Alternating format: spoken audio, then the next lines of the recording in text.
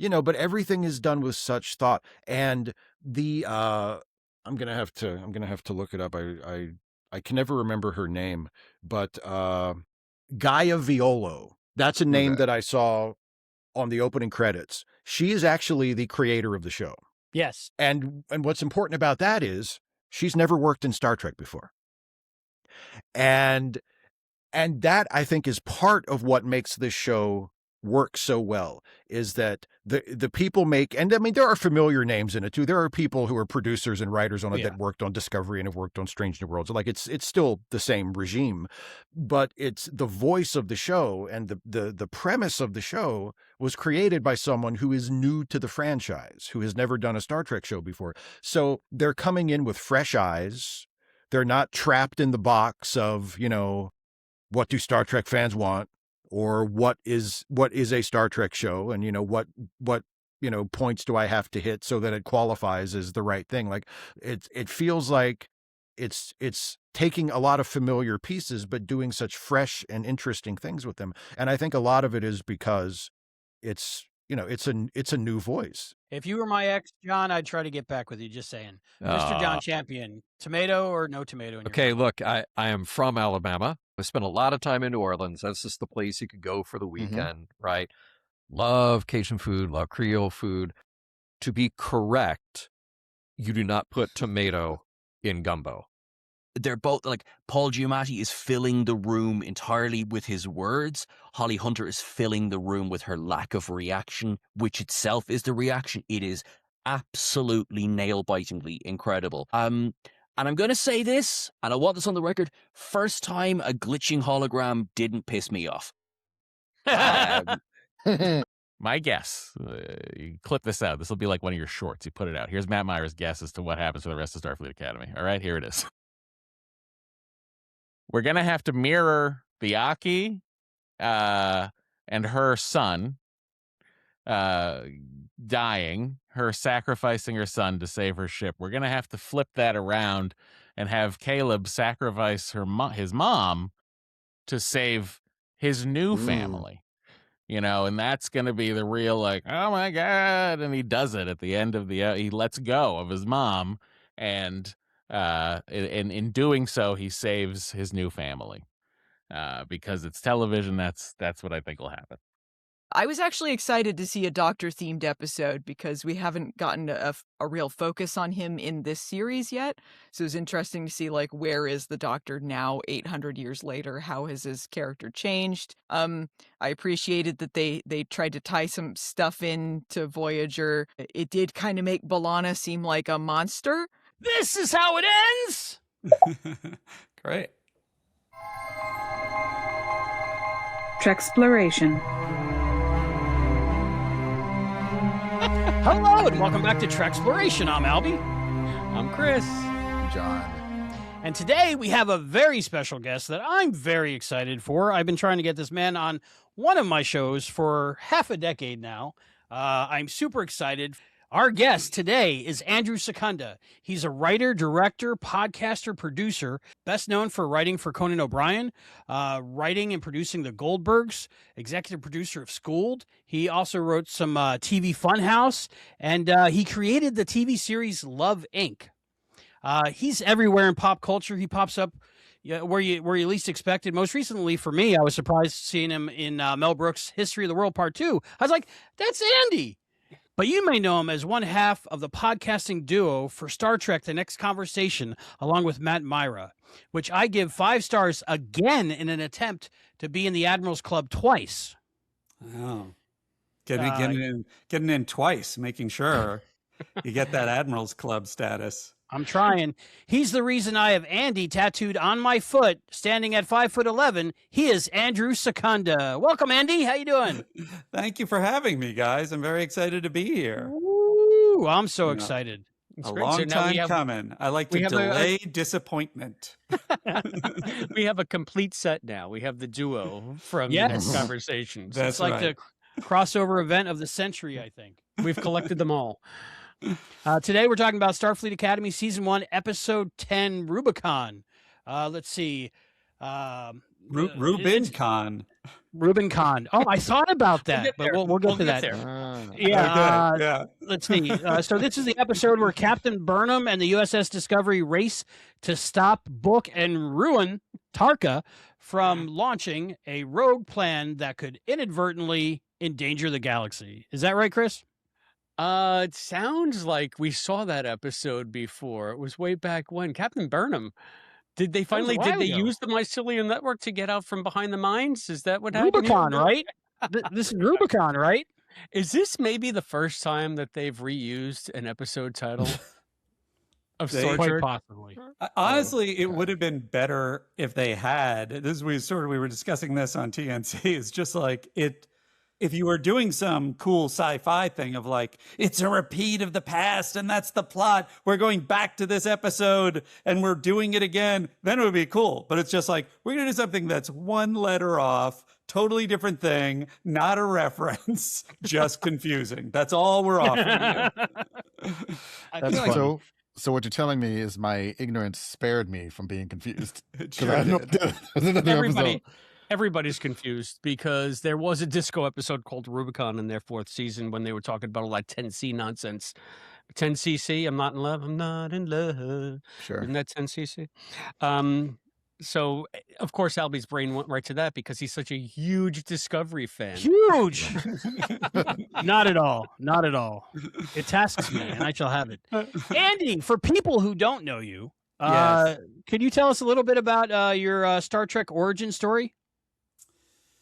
Interesting. I do as per Goodfellas. I have been a Star Trek fan as far back as I can remember. I know that we watched a lot in my house, TOS in reruns, and those are very sort of palpable, kind of just energized memories for me because a lot of Star Trek to someone who's pre 10 years old is very intense and some of it's scary and it's a lot of it's highly sexual. So it's just a lot of intense things in my head. I know my older sister used to watch it a little bit. She wasn't really a sci-fi dork, but she used to watch it a little bit, probably mostly for a young, handsome William Shatner. And who can blame her? And then I believe the crossover point to becoming more full throttle was Star Trek II. I don't think I had even seen the motion picture, and we were on a camp trip and to see it, and my friend was downloading all the information about Space Seed, which I had not seen.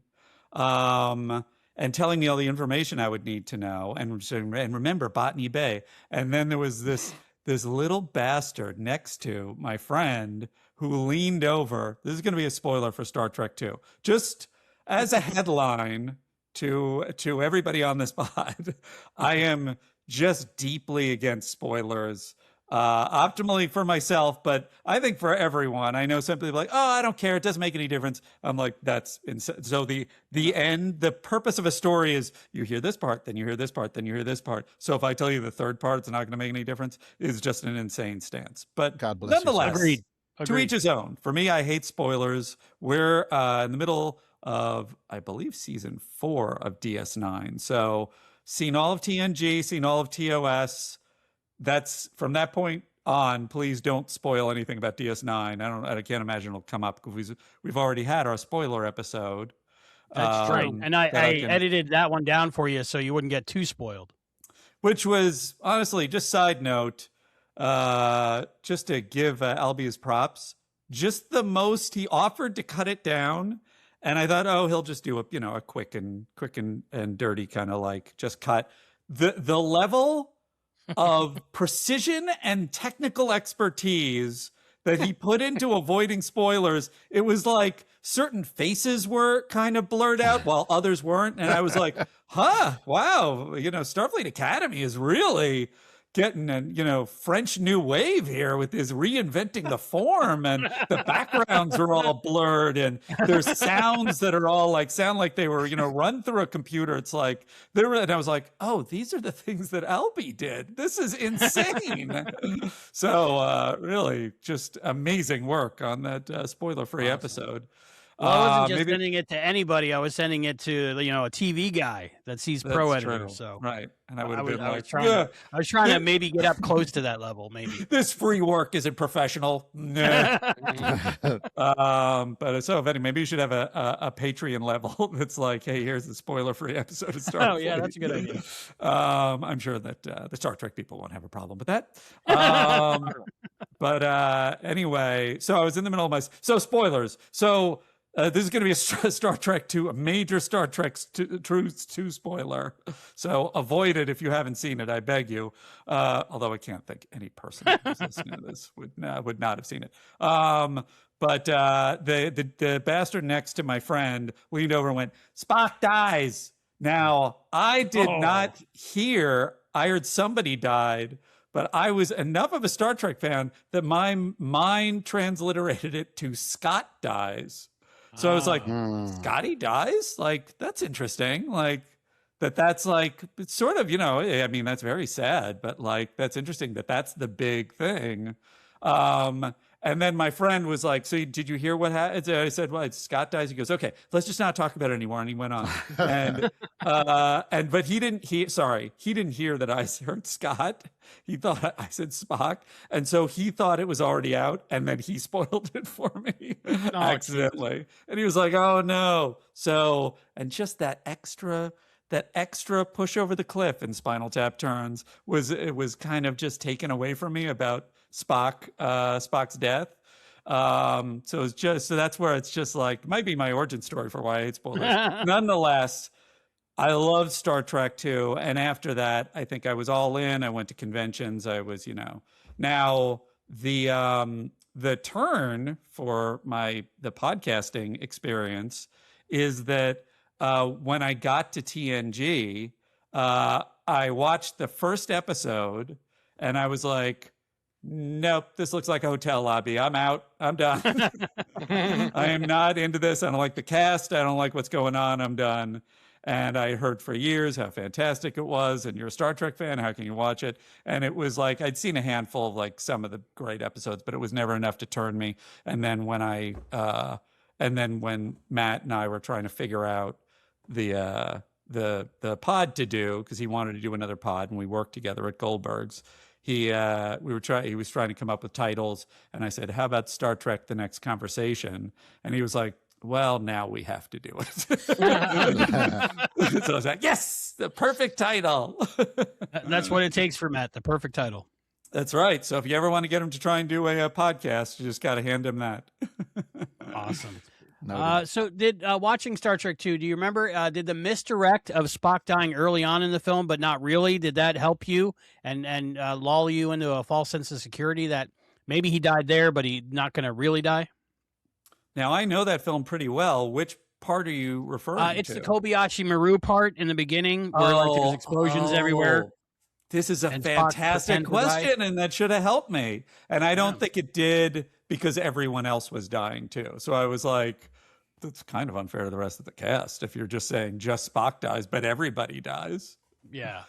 Didn't they put that in as an intentional misdirect because the news leaked? I think so. You are right, Chris. That's what I heard. Yeah. Anyway, and I'm horribly embarrassed. I put my Delta on the wrong side of my shirt. What are you, from the Mirror Universe? I wasn't going to say the anything. fleet. Thank you, John, for not saying anything. Anyway, I thought it was on purpose. Carry on. It wasn't. Just, I don't think it works when it's on that side. I think you don't call anybody. They can't. Nobody can beam you anywhere. It's that's when your phone's off the hook. Okay. That is the last prejudice in the Star Trek universe is left-handed people. That's right. The evil direction. Anyway, I disrupted the flow of the conversation, but yeah. So I mean, did it affect you though, even though you knew Spock died? I don't. Well, I think, first of all, just side note, what a brilliant, you come off of the motion picture. It's kind of slow. It's kind of logy. Not that much happens. then you go into Star Trek 2 and they're throwing down the gauntlet immediately by killing everybody. You're like, what is going on? It's just one of the greatest movies that was ever made. No, I think by the time you got to the end, I think I sort of was leaning into it. I was like, oh, as soon as he goes in and like the stuff starts happening, I'm like, oh, he dies, which is a shame.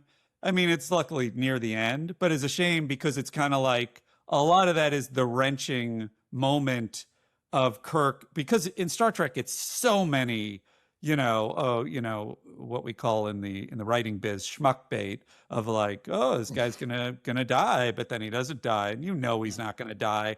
It's that up and down, through the history of Star Trek. So if it hadn't been that I knew Spock would die, I would have been kind of like, nah.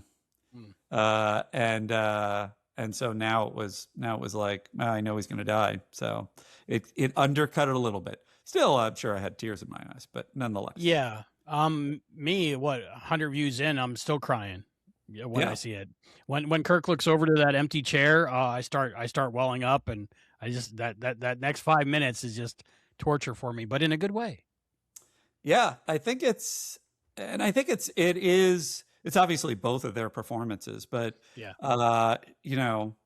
imagine what Shatner might have done performing wise in that moment. And Nicholas Meyer, as I'm sure you all know, have this thing of like, he would just do so many takes that eventually Shatner would get worn down and give a totally grounded real take. And I think you see that in the last thing when he's sort of leaning against the glass and he's just defeated and just in shock. It's just like one of the most powerful images in film I've ever seen. So I'm with you, Albie. It's just like, it really gets me. Yeah, I don't like spoilers, even movie trailers. Like, I'll start to watch them, but as soon as I know, okay, this is something for me, I'll shut it off. Yeah. Do you guys watch with like TV shows when it's like next week? Do you watch those? I avoid it if I can. Yeah, personally. I try not to, but I think with Star Trek, I always have because I'm just super excited about Star Trek. And usually they don't spoil too much with Star Trek previews. Yeah. Next time on Star Trek, The Next Generation, Counselor Troy is a Romulan. I don't know. Yeah. I'm do a lot of Mad Men-y kind of hiding the ball. I'm also staunchly anti-spoiler, like to the point where I annoy my friends about it. And I absolutely know my origin story was Terminator 2, when they revealed in the commercial, in the trailer, that he was good now. I'm like, clearly, when you watch the movie, that was not supposed to be a thing that going in. Yeah. You're supposed to think he's going to kill him. But that's like watching the trailer for Search for Spock and they show the Enterprise blowing up. I mean, everybody lost their when they put out that trailer because that was the big reveal of the movie. That was like the big moment. You didn't expect the Enterprise, but there it is right in the trailer, the whole saucer section exploding. So I see what you're saying, So Star Trek's guilty of it as well.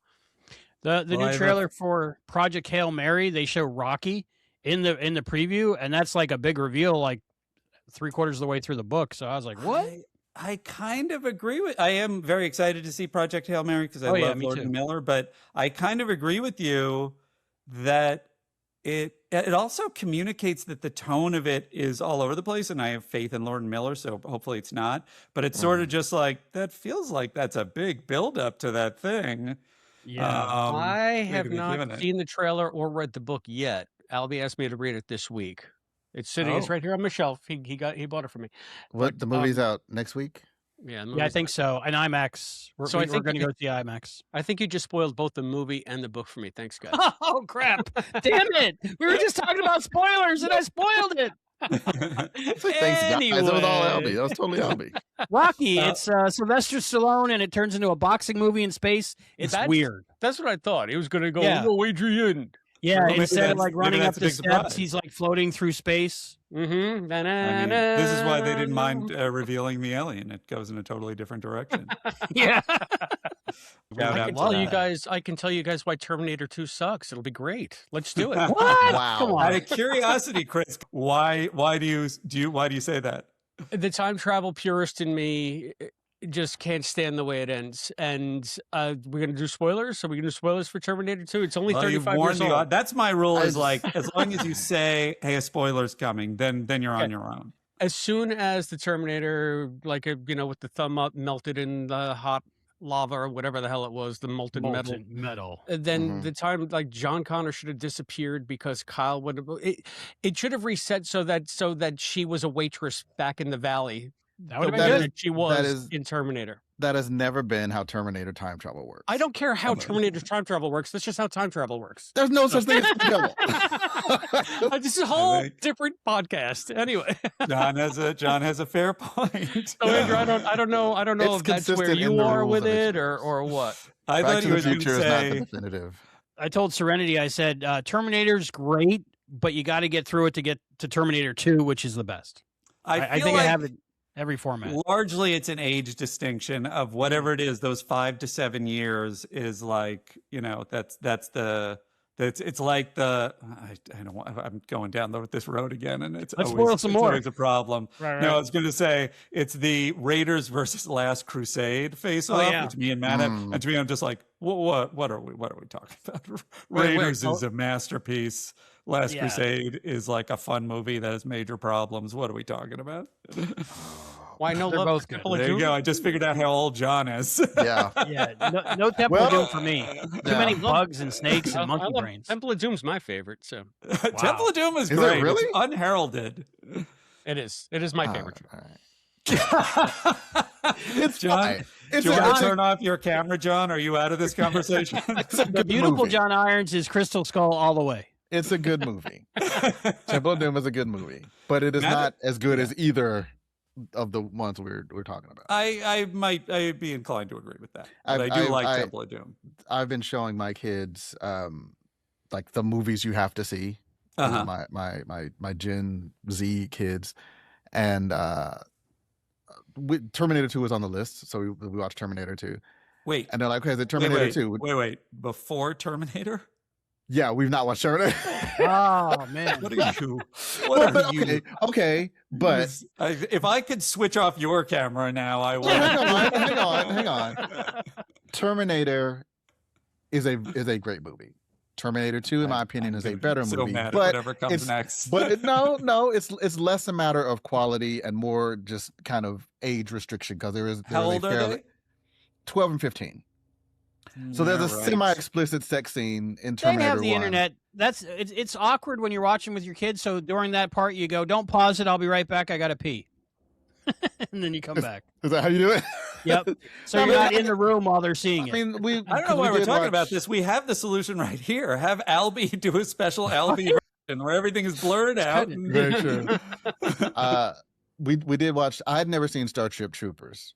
And so we watched Starship Troopers for the first time, like together. I was like, "Oh, sorry guys, let me just fast forward there." Oh, the shower scene. That's the best part. Yeah. Was not expecting the boobies. Hey, that's what war is like in the future. Yeah, man. Intergender showers is great. And Lower Decks too. So yeah, Lower Decks. Oh, I haven't seen Lower Decks. I've only seen a handful of it. Lower Decks. So I mean, no, it's Lower a Decks cartoon. So, but just. So what was the verdict on that? Are you guys going to cover Lower Decks or not? Did you figure that out? No, it's impossible to figure out what I'm going to watch with Matt, because he doesn't remember our last conversation on it. I try and get a sense from the listeners what they want. They're usually a little bit at odds with each other. I try and kind of make a command decision. Matt then, whatever command decision I make, even if he agreed with it last time, he will then dispute it. So. It's always in flux, but I feel like we've gotten enough. Did you guys cover Lower Decks? We did 1 or 2 episodes. Was it, Chris? I feel like if we were on while it was still airing. Yeah, we did. We might have did the last season. We might have done the last season. We might have been on the air for that. It's funny, Andrew, and the first episode. You guys don't remember, but I feel like we just started Treksploration. I'm trying. Oh, we did cover a lot of Discovery. It's been over 2 years, I think. If we covered Disco, didn't we cover Disco? Yeah, we covered the last did. season of Disco. We had definitely to cover did the last Lower season. Decks. Yeah, we probably covered Lower Decks. Yeah, we did. I remember making thumbnails. I don't remember talking about it, but I remember making thumbnails. Right. You don't That's the remember thing. It's like if you can't covered expect all me of to Lower remember Decks? what I said. I don't think we think we just did. jumped in with weekly released episodes because we had started right probably before the last season of Disco started. And another reason I get confused is because before we started Treksploration, I used to frequently guest on a show that John was also on called That Star Trek Podcast.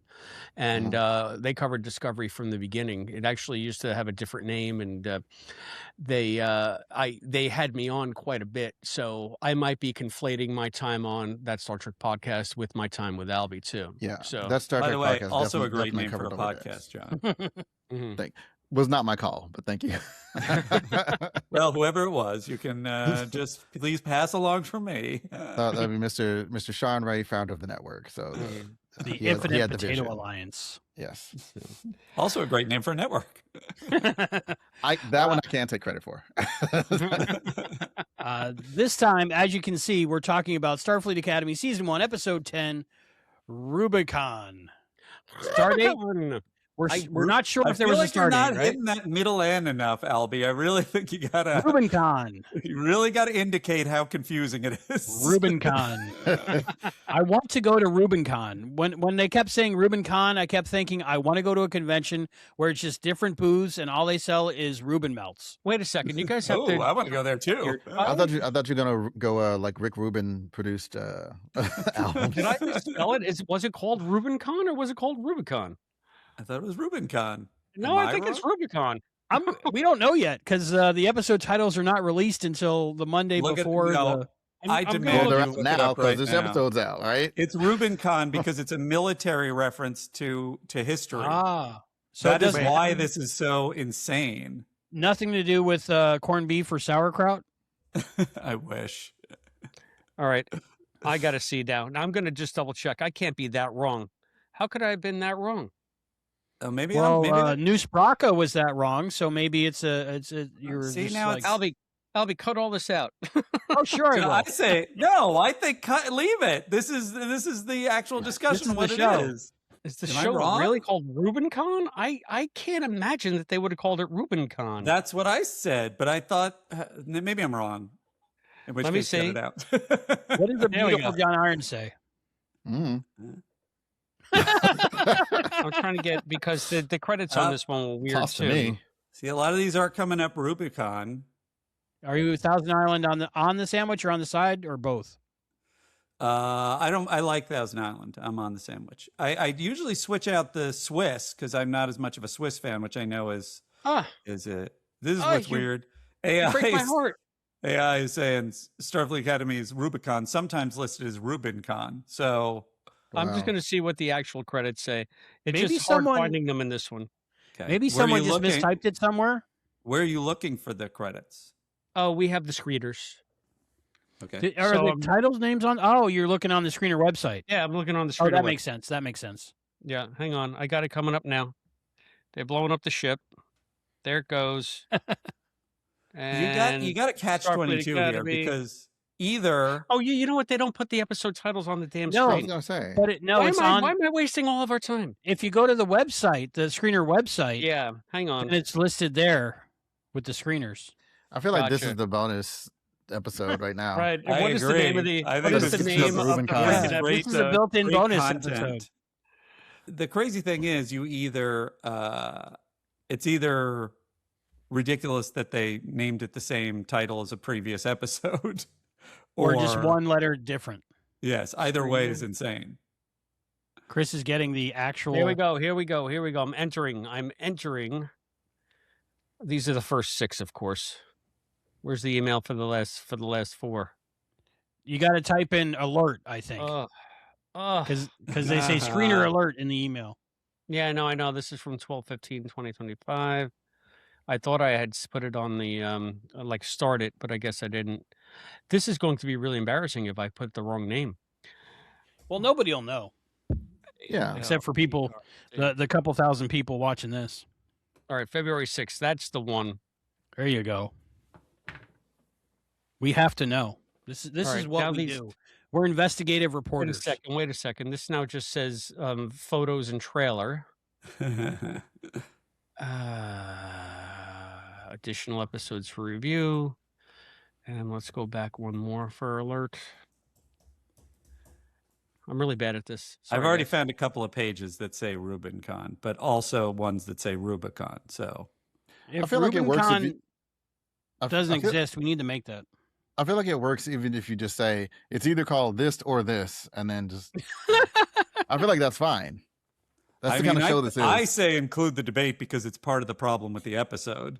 Yeah, agreed. Okay, there we go. Screener. That's the ones. All And right. they might have to send me a number, but I'll send you the number. Enter. No, I got it. You got it? You're good? No, it is Rubincon. Holy crap. Rubincon. So it is about a sandwich. Holy guacamole. It is I want about a this in sandwich. the episode, Albie. I have to You got fix it, the Andy. entire rundown. We have to start this entire podcast over. Hello, and is- welcome to Treksploration. I'm Albie. I'm Chris. I'm your usual host, Andy Secunda. Woo! It's Rubincon. Holy mother of Christ. This is what we have to include it because it illustrates part of the problems with Starfleet Academy. All Agreed. right. All right. So Agreed. I'm sorry. We've been calling this episode by the wrong name because of me the entire time. Well, I you don't, know, we I Chris, haven't don't called think it anything. You've been calling it because of sense, because it feels like it should be called Rubicon, but then it's like, oh, well, it was already a title. So then it was like, no, it's a totally different meaning. It's this historical military history fact. But then it's like, well, pick a different title. What do you do? so it's I- spelled with you an know, I for me, and not like- an E.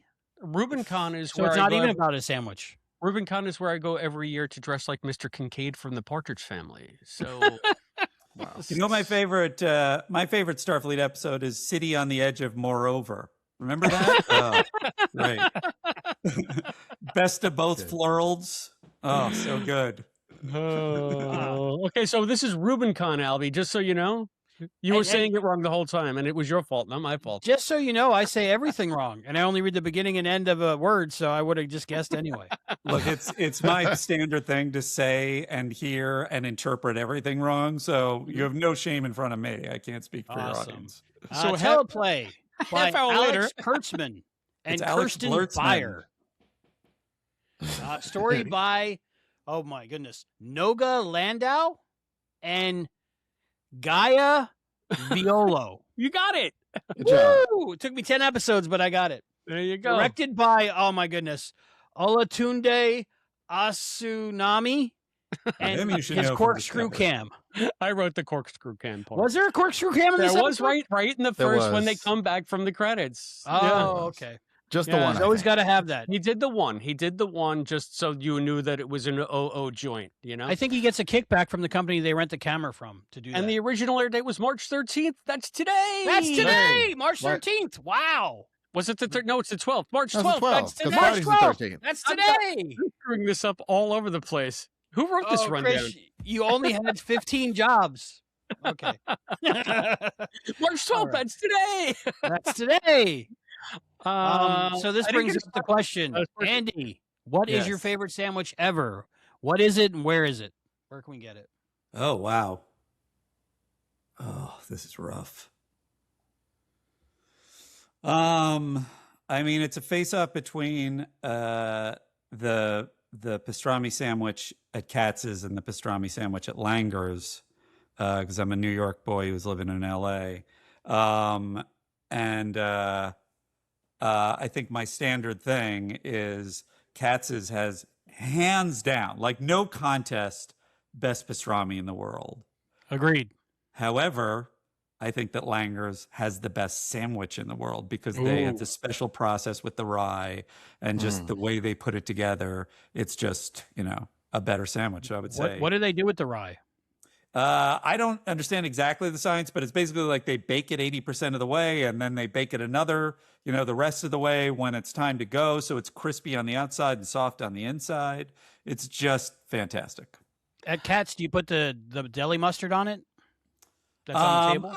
I'll play with it a little bit. It's so flavorful. You really don't need anything. All you need is your fries, get your cream soda or your celery, whatever you want. I usually get one of the little hot dogs because those are fantastic. Maybe put some mustard on that. Wow. It's really I didn't know great. they had hot dogs there. Yeah, Yeah, they're that's off to my the favorite right. sandwich ever at Katz. Oh, What there did we you do, go. Chris?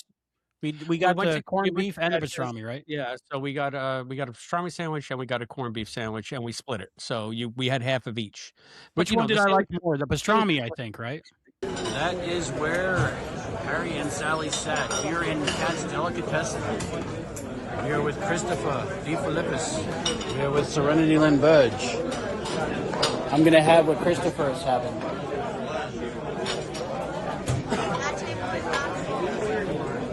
No, I'm sure there's a line for it. Everybody's here because of that table.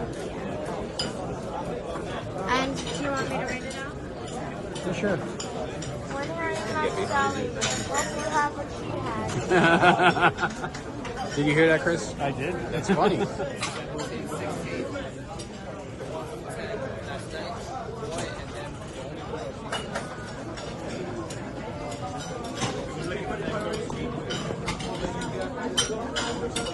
The pastrami was better. The corned beef was dry, believe it or not. It wasn't the greatest. And I love corned beef beyond reason. And I couldn't believe it. I've been to Cats before without you, Albie. And I think I just had the Cheating on me pastrami. everywhere. I don't think that I had the corned beef that first time I went, though. I think I only had the pastrami, so I knew the pastrami was great. But I gotta say, I love a Reuben sandwich so much that when I get a regular pastrami sandwich, I miss like the cheese and the sauerkraut and the Thousand Island dressing. So I don't know. Yeah, we were on Chris was taking me on a tour of New York City because I'm a big fan of When Harry Met Sally, so we had to go to all the When Harry Met Sally locations. Sure. And I basically had an orgasm eating that sandwich. It was the best sandwich ever. I was so happy. I think I was crying at how good it was, but also crying knowing I had to go back home and I would never get that taste and flavor again. Where do you live? I'm in Southwest Florida, Oh, the Gulf Where Coast. So taste and flavor goes to you got to die. move to New York. Yeah. I've definitely had moments where I'm like, I agree. think I have to live within a 3-block radius of this place. So- well, that's how you pick it, where the food is, right? yeah. There you go. Oh yeah, that pastrami is just insane. Did you get your? Yeah, little I got the taste? He gives you a t-shirt. little taste. I got the Yeah, you T-shirt. get- My daughter got the hat and the T-shirt. And Yeah. we did get the little taste while we were at the counter waiting for it to be made. So Such a nice let's little do that touch. for you. Yeah. And John, what's your favorite sandwich? I don't know if I can be a part of this conversation. I've never been to Cats. Oh, I don't just I don't eat Well, you have to pastrami. drive. You have your own experiences. Let's see. It doesn't My- have to be my- the world's best sandwich, just your favorite. My favorite sandwich. I get taste for stuff, but it's usually like my own sandwiches. It's usually like the homemade. Humble brag. and it's like 90% nostalgia because you know What like, is your favorite sandwich that you make currently? it's my favorite sandwich that I make currently. I make a good tuna salad. Oh I make yeah. a good tuna salad sandwich. My What do own you- my own unpatented recipe. What do you put in Uh, there? What do You you? get the canned tuna. You use Kraft sandwich spread. Use a little pickle Ooh. juice, Oof. a little mustard, a little sugar. Mix it up. If you're feeling froggy, you can sprinkle some Parmesan cheese in there. Add some or like shredded cheese in there. Oh, I like it this up. style. This is Yeah. interesting. It's almost like a tuna melt, almost. But Yeah. you toast Tuna the bread. and Parmesan? Yeah, just a little bit, I You don't want to it's, overpower. it's basically a tuna melt. It's tuna It's- and cheese. It's basically like- a tuna melt. Miracle Whip Um, instead of mayonnaise? Sandwich spread instead of mayonnaise, I so it's don't know already what more that- flavorful. What is sandwich spread? Has Yeah, that what got is- some relish in it? It's basically mayonnaise with like relish and spices and Almost like a and tartar sweetening. sauce. Never even heard of Maybe it. more tangy. Yeah. I mean, I It's a think it little tangy. sounds. I think it sounds it- interesting. Okay, the pickle juice, is it sour pickle or is it like gherkin juice? This is It's really sour. giving you a It's like, fight it's like on this. it's like straight like pickle chips. Like you get it like pickle chips like for your burger, like hamburger deal chicken. Well, And just sometimes pour- those pour- can be a little sweet. So that's No, why I it's not asked. sweet. But I do Okay. add a little sugar. So, So- what? How so- does the sugar? How much sugar do you put in? Not a cup. This much? Like I don't know. Oh everything. man. Like So, a dash or uh, a spoon or? It's about, if I'm trying to do the math on it, it'd probably be about a half a tablespoon, maybe a tablespoon. per Or can. in a per, usually 2 cans. Two So is it cans. like crunchy when you eat it? No, why would it be crunchy? Okay. The With sugar celery, crystal. maybe some celery and No, sugar it's granulated sugar. Like it's not. No, Oh, I don't like put that much dissolved. sugar in. Like it's Okay. You put the sugar on like you would put like and also salt and pepper. Sorry, probably yes. Albie's I'm thinking thinking of of hard I don't sugar know, I'm candy on- or something. also I'm on salt the and fence pepper. with the sandwich. It sounds absolutely vile, but I'll try it. I'm You should- intrigued. do you like tuna melt? I love tuna. Yeah, It's so- basically tuna melt. I do It's chicken just- salad melt because I can't do tuna. Mhm. Why? I just have an aversion of fish, seafood. Oh, Something about the. because you're It also works with Ionian. chicken. Is that the reason? right. Uh-huh. It also works with chicken. He's a Ionian in disguise. Yes, and Yeah, I he's can over only here afford to lacking do it in one enzymes. episode. That's Yeah. why. That's why he That's lives in Southwest Florida, so he's water adjacent. Yeah. Yeah. I know it's a regional thing, but I got to give honorable mention to Public Subs. They have right now a prime rib sub, a French onion prime rib sub, and they have mayonnaise with like French onion soup mixed in with it, and it's amazing. And then they put the prime rib and Swiss, and it's toasted, and then they put the French fried onions you put on your green bean casserole on it. It's Amazing. fantastic. Yeah. Do you have a different cool. question like this for every episode? Yes, for each different person, but I went with the sandwich. Wise 'Cause choice. Yes, you're a very good food connoisseur, I believe. I take inspiration from you, and I I'm try certainly to passionate. to I don't know if I'm follow good. your recommendations when it comes to food. Oh, good. I That's wish why I we're had more 40 minutes into the Florida. pod. Huh? Yes. 40 minutes into the pod, haven't even discussed Star Trek yet. Yeah, we should. Welcome to Star Trek: The Next Conversation, boys. There you go. You should That's put, why we brought you here for content like this. This is great. At the All right, top Chris. of the show, you'd be like, "Spoiler: We'll start talking about the episode 45 minutes later." Yeah. Yeah, TNC they actually do that. They say when the actual episode discussion starts. So Yeah. usually an hour in, right? Yeah, Usually about an it's hour. funny because so many people give us 5 stars because that's how you get in the Admirals Club. But every once in a while, I'll read like, "I don't understand. I was listening to this for 45 minutes. They never got to the episode." Just enraged. I'm like, "This doesn't sound like 1 star." I see. There you go. Chris, before we talk about this episode, in case anybody hasn't watched it in a while or hasn't watched it yet and you're just watching it through us, could you give us one of your infamous Star Trek episode recaps for this episode of Star Trek Starfleet Academy Season 1, Episode 10, Rubincon? Rubincon now, yeah. I thought it was Rubicon, but it's All Rubincon. So I don't hear the difference. It's the same thing let's to me. get happy.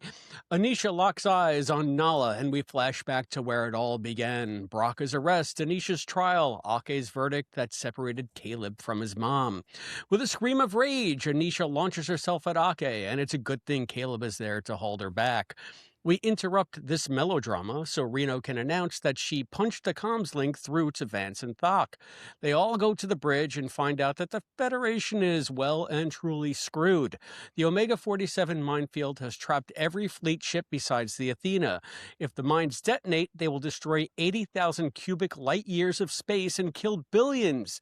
And the Discovery can't use the mycelial network to escape because reasons. And now that we've hand-waved our infinite improbability drive away, here's where we stand. Brocca seems to be trying to organize a mutual protection pact with non-aligned worlds. The mines seem to be controlled by a single subspace signal. Ake says, let's find the signal and jam it. Anisha says that Brocca ain't dumb. There has to be a failsafe that makes everything go boom if the signal is disrupted. So Ake has her marching orders. Locate the source of the signal and take control of it without disrupting it. But wait, here comes the Venari Raoul. Ake orders the cadets below decks to hide. Anisha stays on the bridge. A suitable amount of pew-pew-pews later, and Brocca beams right into the captain's chair. He clocks Anisha with Ake and wonders how his 2 least favorite people are outside the mine barrier, but this is extremely helpful for both his plot and the plot of the episode, he says, and he whisks them away, but not before Ake can give a cryptic message to the doctor, who zaps himself into the main computer. Cut to the exterior of the Athena as Brocca's armada proceeds to blow it out of the sky. But not so fast. The doctor did some whamma-jamma, and the explosion was just a holographic illusion. And how does that work? But then I guess the Romulans were doing essentially the same thing in the 4th season of Enterprise, so I'll give it a pass. Now, it's just the cadets and Reno on the ship and the recovered doctor who is spouting nonsense. Sam and Jaden take him to sickbay. Reno tells the others to find the source of the signal as Ake ordered. Caleb is tasked with creating a program to co-opt it and shut it down. On to the main event. Nala and Anisha are prisoners of the commandeered Athena, and boy, they just keep on finding ways to use that atrium set, huh? Where news starts a show trial of the Federation that he broadcasts to the entire quadrant. He begins with a heaping helping of backstory about his crummy childhood in a poor strontium mining colony, playing tic-tac-toe in the dirt. See, that's why he has that on. As Federation supply shuttles flew overhead, ignoring them. So his dad tried to shoot one down. The Federation responded by strafing the colony with missiles, turning the skies red with death. And remember red and strontium. It's important. Braca says, let justice be served, and let Anisha be the one who decides the Federation's guilt. Ake starts her defense. First, the Federation has never opened fire on civilians. Also, the Omega-47 was to develop a new source of virtually unlimited power, not a weapon. What follows is a tete-a-tete of Braca bringing up arguments to make Ake and the Federation look bad, including her decision to separate Anisha and Caleb. Anisha gets called to question Nala, and she vents 12 years of bitter recriminations against Ake and the Federation. Back on the Athena saucer, there is much bickering and angst and self-doubt among the cadets, but Reno rallies them all to be the best people they can be, despite the odds. Also, the Doctor is still spouting gibberish. Sam, Jaden, and Genesis find out that he's telling them not to cross the Rubincon and find the glue on your shoe, and just like Adam West's Batman solving one of the Riddler's ridiculous riddles by making outrageously implausible leaps of logic, Sam realizes that the Doctor is talking about Rubin particles. Starfleet used Rubin particles to make Omega-47 easier to stabilize and added gluons, glue on your shoe, to increase the molecular bonds. The Doctor is telling us how to stabilize Omega-47 permanently, and this is a lot of technobabble for an episode synopsis. I know I'm getting to the weeds, but how the heck does Sam know the inner workings of a top-secret Omega-47 program? Anywho, they find a way to stabilize the minds. Tarima just has to find Braca's signal, Caleb has to hijack it without disrupting it, and Sam has to develop and transmit an algorithm along the signal to stabilize the minds and bring down the wall. Easy peasy.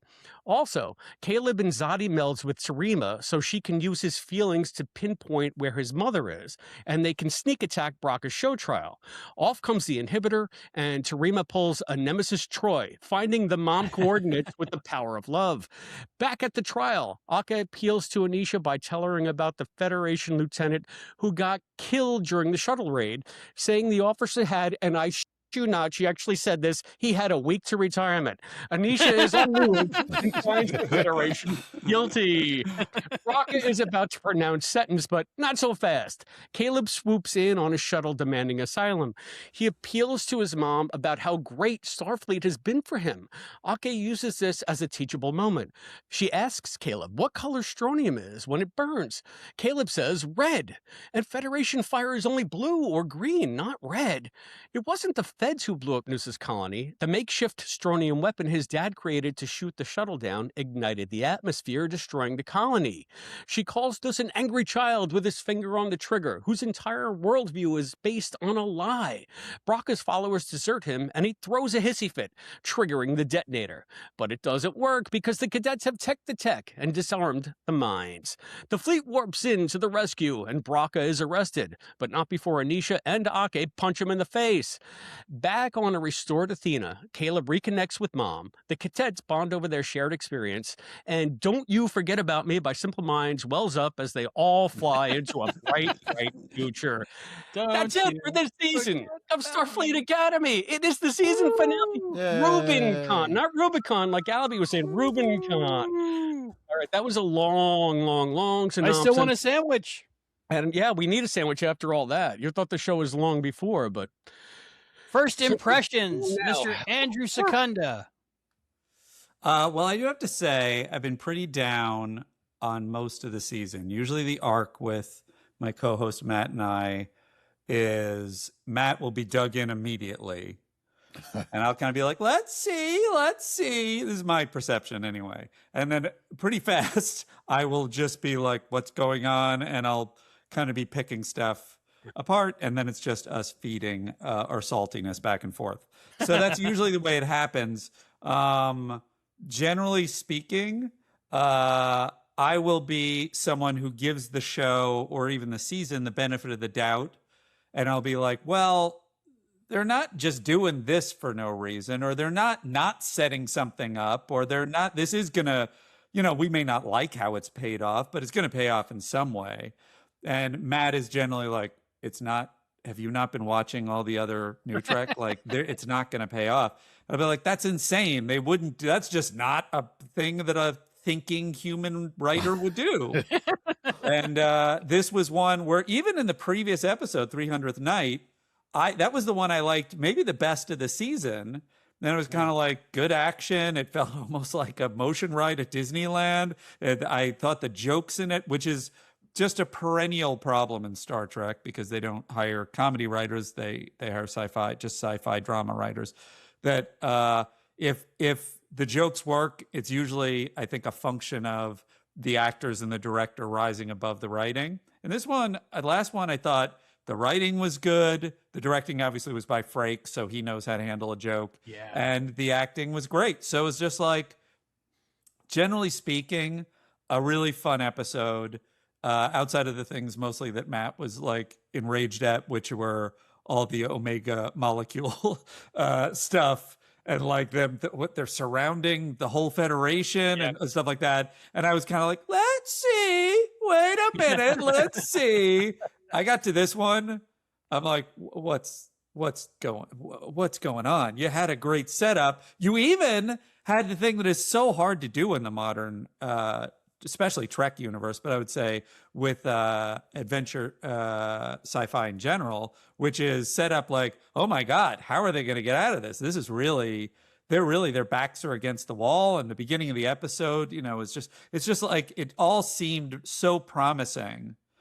And I feel like they sold out the Newsbraka character immediately. He was, he was obviously over the top and incredibly vampy, but I liked seeing Giamatti just be given free reign to do a classic villain. They dress him in this classic dumb new Trek black trench coat, black outfit, kind of like he's a villain. Look at him mincing around. He's so angry, and he's got his black trench coat, and the plan is a terrible plan.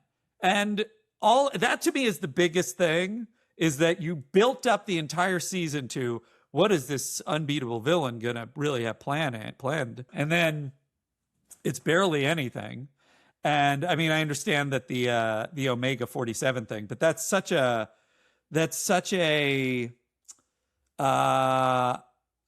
Ex Machina kind of just like, well, oh, look at this, what's the word I'm looking for? What's the classic Hitchcockian MacGuffin? Classic MacGuffin of like, yes, but I have this thing, and it refers to an old Star Trek episode, so it's not out of nowhere. And it's like, yeah, but you didn't build up to this. It didn't seem like he was trying to set this plan up. I'm not sure why the plan really even functions.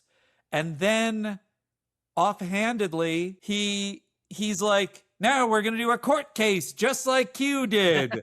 And it's just an opportunity for grandstanding with no purpose, which of course leads Kurtzman to his ultimate dream, which is a finale episode that's almost entirely back-to-back speeches. Like almost every character has a speech, either to prosecute someone, an emotional speech, and it's just like, what? Nothing is happening. What is going on? So I was really excited about the previous episode, and I thought it was like, oh, I think they maybe saved it up for the end of the season, and they're going to stick the landing. And I just was not on board in this final one. Oh, yeah, I had many Kirk speeches in my notes. Yeah, and many. Chris, my first impressions. I'm kind of on board with Andrew. I've liked these two episodes. I wouldn't say the least, but same issue I had with the last episode, I sort of had with this one. It was a little bit better than the last one in the sense that it didn't go exactly where I expected it. It just went mostly where I expected it. The trial thing was a little weird to me, but then I realized what they were trying to do, and I thought that's sort of very Star Trek, measure of a man, like a whole like Andrew said, like I don't know if it was just speechifying to speechify, but it's really the one of the strengths of Trek is being able to hear people say inspiring things or compelling things. It gives the show space for some of that dialogue that can be really pertinent, really meaningful, and that you don't get a lot of in new shows because they're just so action oriented and they have a commercial every 7 minutes. So you really got to keep all scenes down to like a half a page or 2/3 of a page so that you can move on. So I liked that about it. But in the end, and these are just first impressions. I have problems with some of the execution. Um, I got and a lot of problems with I you got a lot of people. problems with and I sort of have some of the problems with some of the bonk bonk on the head stuff, not to quote mission log, not to steal from John and Ken, but I'm going to steal from John and Ken. A lot of this was like completely ridiculously on the nose. And there's grandstanding within universe. And then there's grandstanding to make some kind of political point, and I don't care. Me, I'm dyed-in-the-wool socialist. I want everybody to have everything all the time for free. So I don't care about that. But they're just like I'm very left-leaning in my politics, but there was just something about this one that made it just a little too much on the nose for current stuff. And I feel that that kind of dates the episode a little bit. So again, we can discuss all that in greater detail. First impressions, it was good, not great. John Irons. The beautiful John Irons. Okay. Sorry guys, I liked it. I didn't love it. I agree with you. Like a lot of it, you saw a lot of it was kind of magically saving the day with the last minute thing. But again, to me, that's Star Trek. That always happens. That's not a strike against it for me. That's just baked in. I've been saying this whole season that one of the things that I do like about it is that they'll kind of drop a seed somewhere and it'll show up later in another episode, or they'll mention something or a character and it'll come up later. So for me, I'm watching this episode like it's kind of collecting all of the threads from the previous episodes of the season. So one of my favorite episodes was the debate episode. I like that they end with the debate. I like that that's also my favorite tricks a lot of times too. Is like I like TNG. I like a lot of the talking. I like the pew pew. I like the action. I like the character stuff, obviously, but I like the moral debates. Like that's probably my favorite stuff in Star Trek, and this was a lot of that. It was like the Federation sucks, and here's why it sucks, and she's got to basically defend it, and his points were valid points. I mean, yeah, I didn't love that he was completely wrong and in how things happened. It did make sense they wouldn't bomb the thing, but again, fine, hand wavy magic-y thing. That's what I'm saying. Like, so I guess you could say I'm grading on the curve. But for the most part, I liked it. There were a couple of, not even speeches that I didn't like. There were a couple of scenes that I didn't like, where I felt that they kind of leaned a little too far into it. But nothing that really bothered me. The stuff that bothered me lasted, a few seconds. I agree. The overall plan of putting the Federation in a bubble of those minds seemed like they're too close together to have that kind of yeah, but that we went over that in the last episode. Yeah. Like, at this point, that's what they're doing. Fine. Honestly, it bears repeating. Though it really does bear repeating. How ridiculous! It makes no sense that the things with that blow up that big would be that close together. You should not see what if you have one in a shot with a planet, there should not be another one in that entire galaxy.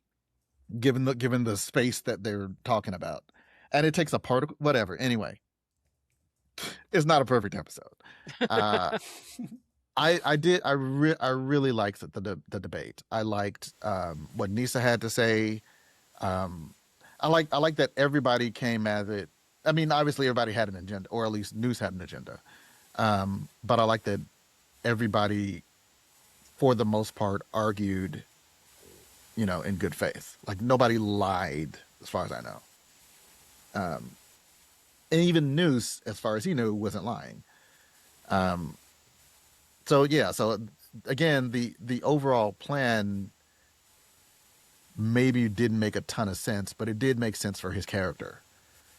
So I was fine with it. Albie. Overall, I liked the episode. For me, there was a lot of because show. They just had to do things, and people were in places just because this was the season finale, and everyone had to be involved, and all the loose ends were getting wrapped up, and everybody needed their little moment. It almost seemed like a feature film, a Star Trek feature film, where every person gets their little moment, if not their own story. And I think one of the main reasons I liked it so much was the just having Tatiana Maslany and Nala and Paul Giamatti and just all in the same scene together, and just that caliber of acting together. I really enjoyed. I think Tatiana did amazing, but I think everybody was good. I think Paul Giamatti could have gone a little bit bigger. How? No, it was huge, but I think loved you have it. to get into the effects. They have to use CG if they wanted to go bigger than that performance. But overall, it was a lot of Kirk speech, a lot of different speeches. I love Nala's honesty about things, and taking responsibility for things. Just the interactions. I feel like the whole season before this feels almost like a setup for this episode. It seems, and I love that it had an ending, that it wasn't like a cliffhanger to be continued ending for the season. I love that if they only got the one season and they did this, it was a nice little one season run. I did love the cheesy don't you forget about me ending. I really enjoyed that part, and with the song at the end, and I came away thinking, if this was my first exposure to Star Trek, it would be like a show like I like a CW or something, where it just the characters, the young adult characters, went through a whole arc, and now they're in a place, and it's almost like setting up for the future of the series. So overall, I enjoyed it. It wasn't my favorite episode of the season, I don't think, but I really enjoyed it. Well, that's cool. So we want to know what everybody out there thinks as well. So before we start our trial of Rubincon, tell us what you think right down below here on the YouTube channel. That's youtube.com/@Treksploration. Leave all your comments there. You can also support the show on Patreon. That's patreon.com/Treksploration. Oh, and speaking of YouTube members, we need, 30 more subscribers? Yes, not many. Not many. As you can see, we're very hirsute, Albie. Normally, I'm clean shaven on the show. Me too. My wife is loathing me, but Albie made some stupid promise about a year ago that when we got to 1,000 subscribers on YouTube, that we would grow ridiculous mustaches, and I'm preparing for that because we're almost there. I mean, we're almost there. If you haven't followed us on YouTube yet, if you haven't become a subscriber. For the price of one subscribe per day, you can see us wear mustaches. It's worth it just to make Chris's wife mad at him. Yes. Since you have such a wonderful mustache, Andrew, do you have any advice for us when we go to shape our mustaches? Should we go respectable, ridiculous? What do you think? I mean, I feel like ridiculous fits your vibe, so I would just go for it. I think a lot of it is, this is how I ended up with my particular thing. A lot of it is like, as you're shaving it down, as you're shaping it, it becomes pretty clear what shapes work for your face. So I think the decision makes itself to a large degree. I have a rounder face, so I don't know how this is going to work. I might just go for the Hogan porn stash, maybe. I was going to do Yeah. that first, and then maybe we do another show where we cut it shorter.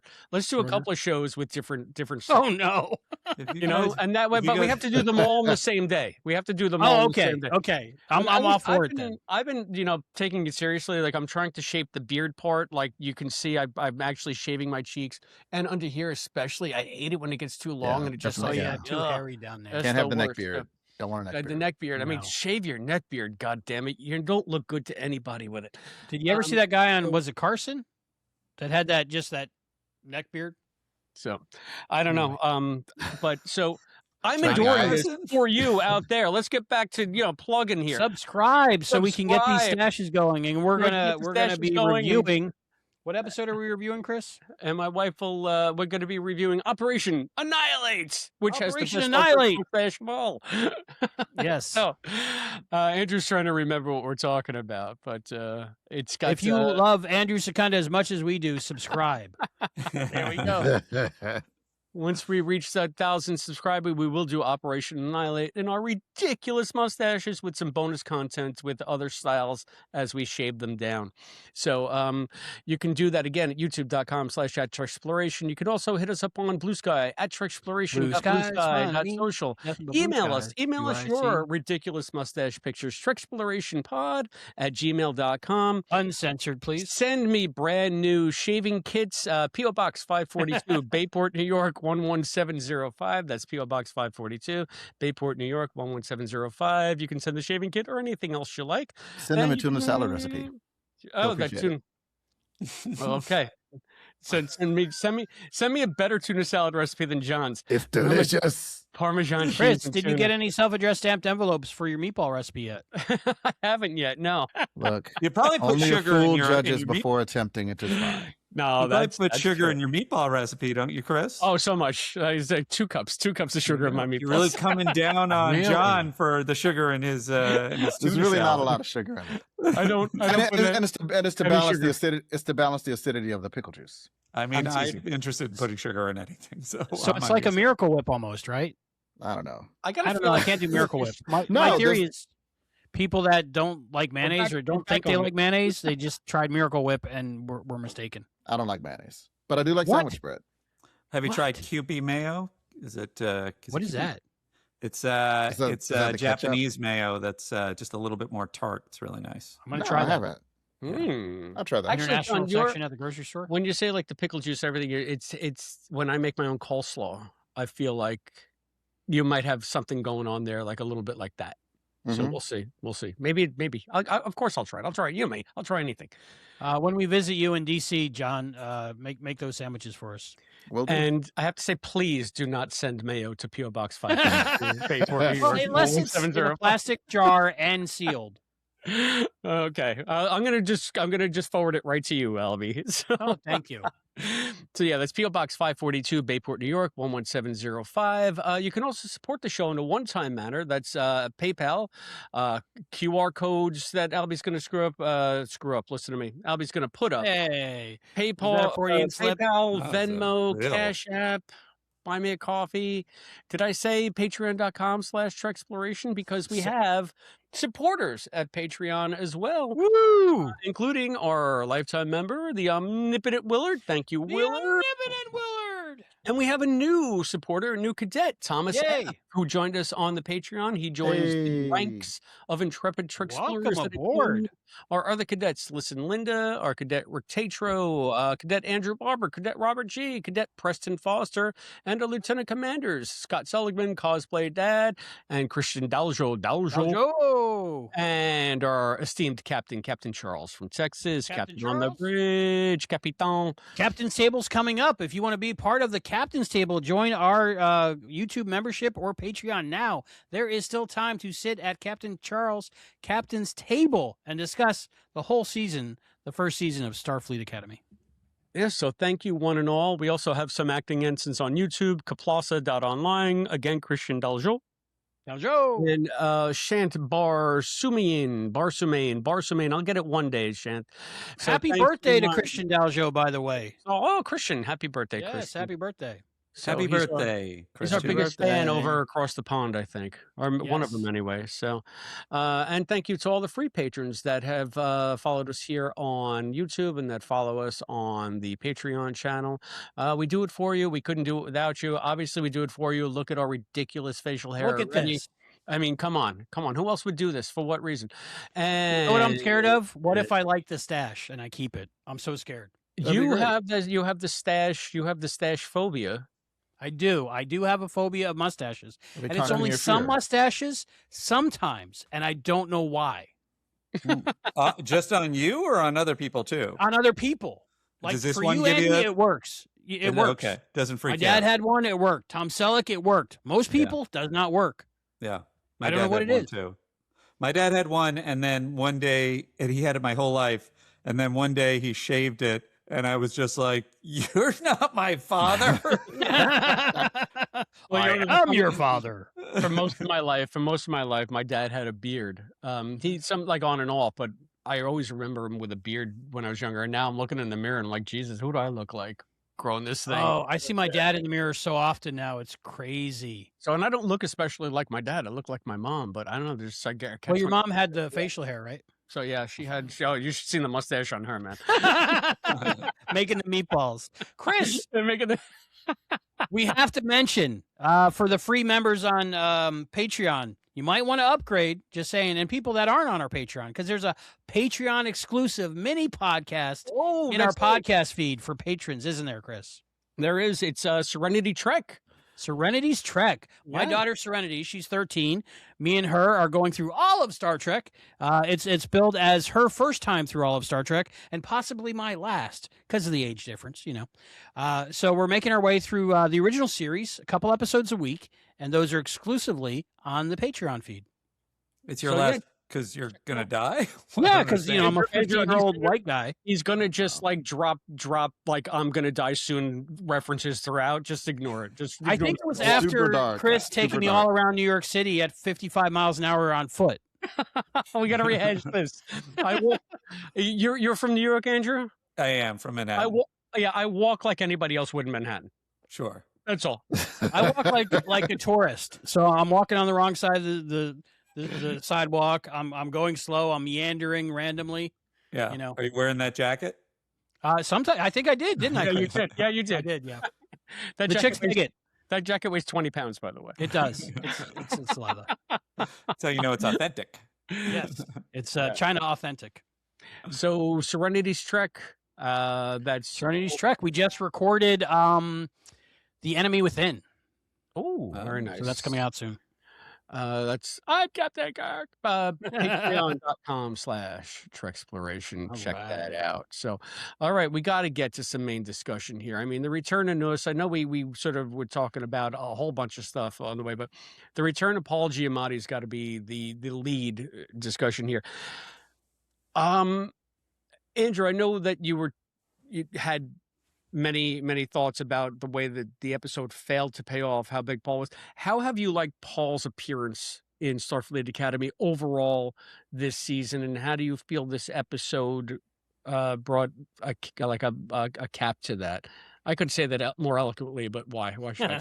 You know, it's funny because I would say, generally speaking, and I think especially in New Trek, there's been this history of like, this is the swaggering, cocky villain that's kind of, you know, it's like, oh, so evil. Look, you can tell because they're brunette and they're you know, they have spikes on their clothes, or, you know, whatever the things are that are just like little markers of someone evil. And like it generally, it's so thin that it drives me insane, like Amanda Plummer and you know, it's just, and the Romulan twins and Picard, and just like just really frustrating.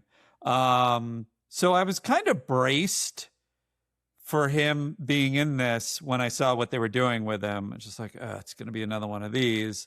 But Giamatti is such a pro, and he's so adept, and he's clearly not like, you know, he's making no secret of what he's going for. He is going for a completely arch, you know, over the top villain. and they are writing him that way, and that's what they're requesting that he does. I don't know if the Klingerite, is that what he's supposed to be? Klinger, Yeah, I right? think- Yeah, Klingerite.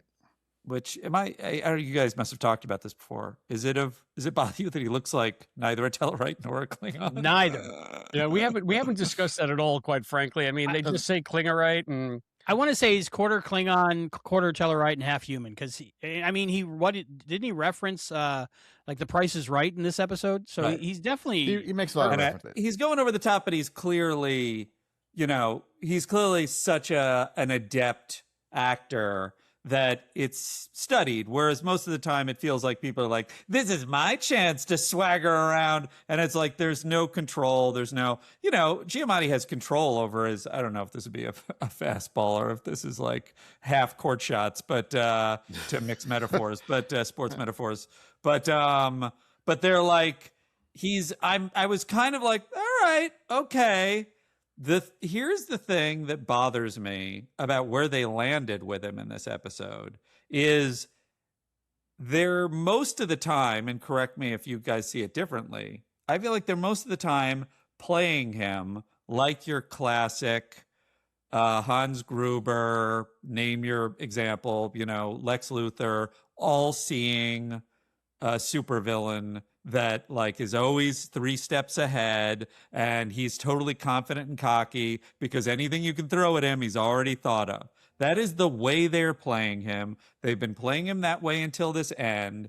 So, and then that tied into what I assumed they were going to do with Anisha, Caleb's mom, and they were going to like have some big reveals about what was actually going on. And maybe they'll do it in a future season. But even when Caleb and his mom met up, which I thought were some of the most effective emotional scenes of the entire season, I think Tatiana Maslany completely crushes it when she just had to walk in, deliver this incredibly, intense emotional scene and justify everything that was going on inside Caleb the whole season. I think she nailed it. It's very tough, and I think she did it. And I thought they wrote it well.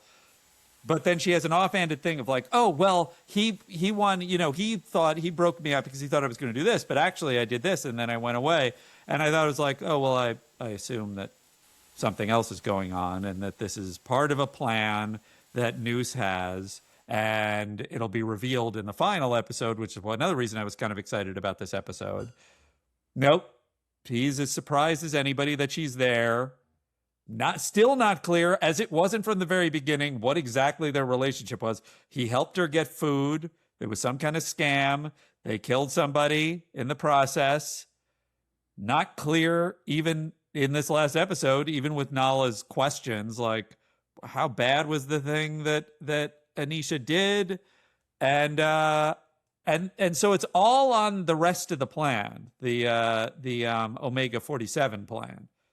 So all the things with Anisha are really irrelevant to Noose, other than this ginned up, that's a sort of a term we use in TV writing, which is just like basically a forced way of creating a situation for a result you're trying to get. This ginned up, aspect of like, it's a court case and this will decide it. There's no reason to do it. He already has these people on his side. That's the way it's presented. So them disappearing at the end is just like, yeah, you're an idiot. Why did you set this up? Why did you give them this opportunity? See, I didn't view it as he's got the people on his side. I feel like he's literally making his case too. So there's like the Federation's in a bubble. And this is everybody else. It's like, here's why you should join me. Here's why you should join up with me in my alliance, my new alliance or whatever. I thought you were going to say something else, because I agree with you that they have been playing him like a Lex Luthor type, and it is the skill of Giamatti that makes it work. Because in that first scene, when he bamps him to the chair and he sees the two of them together, he's still doing his over the top thing, but you can see, like, because he's such a good actor, you can tell he is like legit trying to figure out what is going on here. He's like just subtle. Okay, but why the hell you two? And he's trying to piece like what this means. And so I think part of his whole, well, you know what? I've got these two ladies. let me use them to kind of, I feel like he comes up with that on the fly, and he doesn't know what Anisha's going to do. I'm okay with that because he's overconfident. He feels like there's no way she's going to rule for the woman who took your son away. The thing that I thought you were going to say was at the end, when he loses the trial, he's just going to blow everything up anyway. That, while Totally it makes sense-ish, I guess. I mean, because he is certainly a killer who would carry out on a threat. It doesn't make sense in that there's no coming back after that. Like, he's like, because I don't think the people who want to join the alliance or who consider joining his alliance don't actually want him to do this. They're just like, make your case. So that seemed the most out of character thing for him. I'm not wrong that he's the one who initiates the trial, right? Yes, Yeah. totally. Yeah. Q style. Yeah, he's even with lower thirds and like Right. Yeah. like he's The on CNN, aren't they? Yeah, Aren't I they mean, clever? It's they had like today. I guess they had a Chiron machine on the Athena. Yeah. I'm not really sure. So, I mean, so irritating. one of their members was getting graphic. Programmable matter. Trying to be so cute. But like the problem I have, first of all, I would even give them a little bit of a buy with the thing you're saying of like he would have blown them up, because the whole thing is basically they're trying to buy time so that Terima can do whatever the frig she's trying to do with like sensing stuff, and then I guess it's more that they're waiting for Sam to they gotta get Sam to it's kind of all of it. stabilize the well, that's the other thing, is just like it's so many layers of like BS that they're trying to like, but they're each doing something, and then whatever, it's like it's all fine, like it's sci-fi gobbledygook, I'll buy it, and so they're like delaying him. But that to me is another reason why it shouldn't be Noose that says we're going to do a court case. It should be Ake that is just doing this as a delaying tactic, and she says, you think you're so smart, you think all these people are going to be on your side, give us a fair trial in the way that you're saying we didn't give you, which she kind of like says something like that in the middle after it's already in progress. It's just like, that's the evidence to me of just like how muddy it is. I would have been annoyed if all of it is. And the other thing I'll say about the thing you're saying is like, the moment he doesn't know, he wasn't expecting Anisha to be there. And then the follow-up moment of we're going to do a trial because that's just what I'm thinking of in the moment is like, this is not the all-powerful super, all-seeing super criminal that we were promised. And if it's not that, then why is this guy such a threat? Why has he been dancing circles around them the whole time? I think that he had the trial in mind the whole time because it took planning. He had them all gather. I've called you here today. They're all holographing into the Athena. Right. Anisha was just a happy accident because he could help. She could help him make his case against the Federation because I have someone here with the supreme axe to grind. Therefore, I'm going to maybe alter my plans so that I can include you in what I've already concocted, which I feel like that's been his.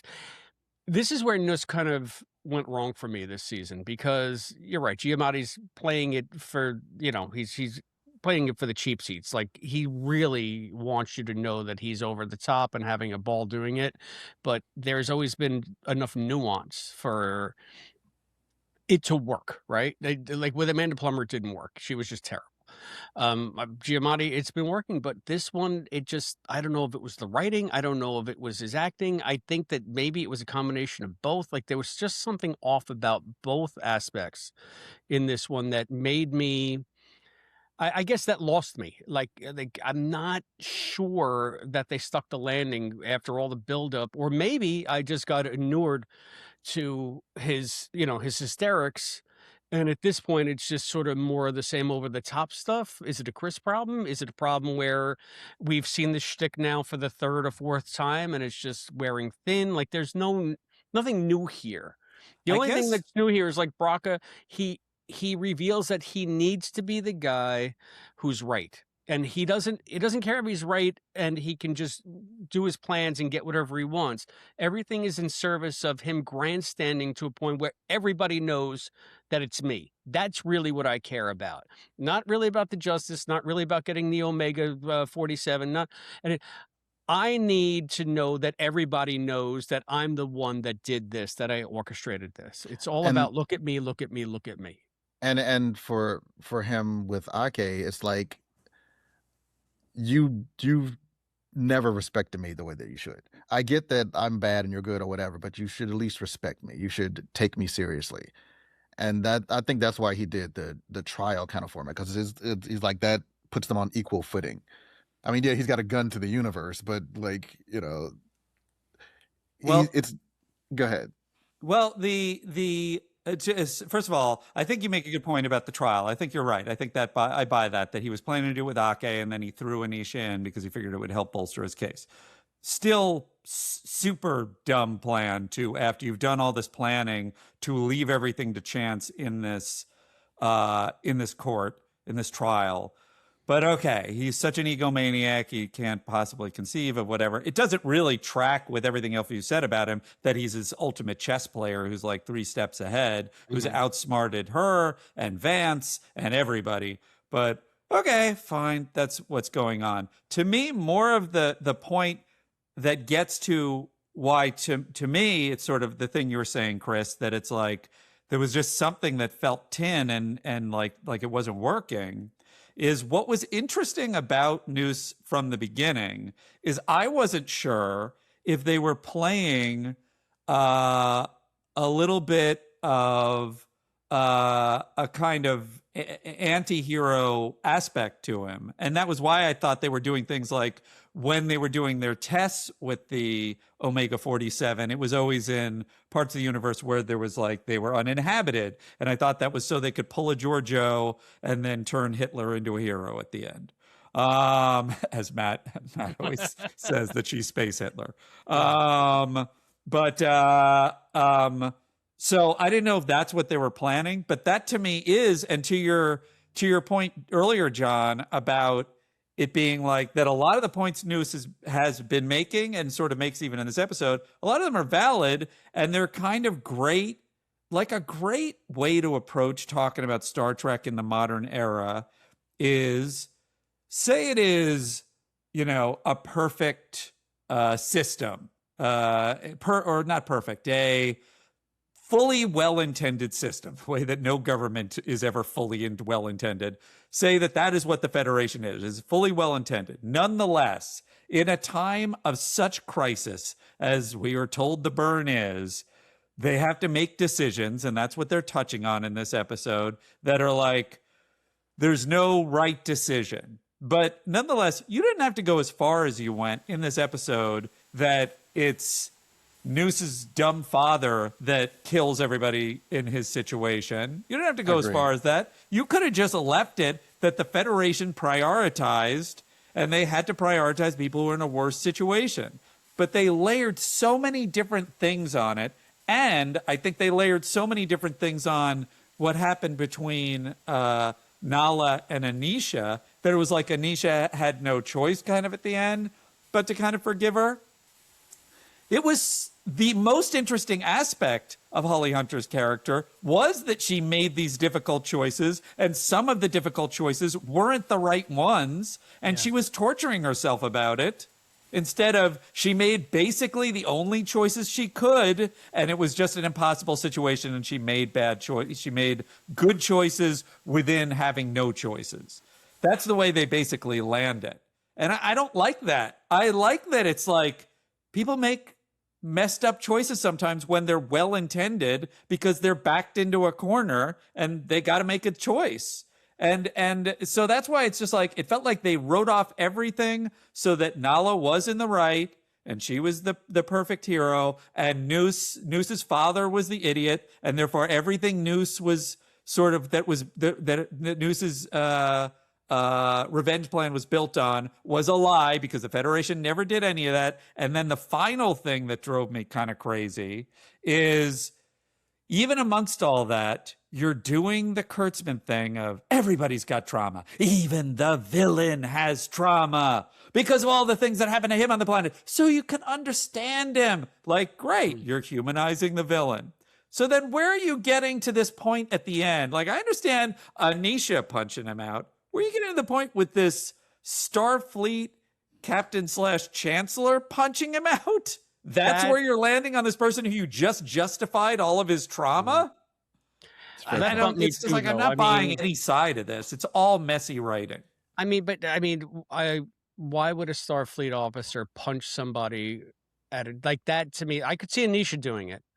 And I know that they wanted the fist pump moment so that Ake could do it too, but that's not Starfleet. Like, someone's handcuffed, you don't punch them in the face.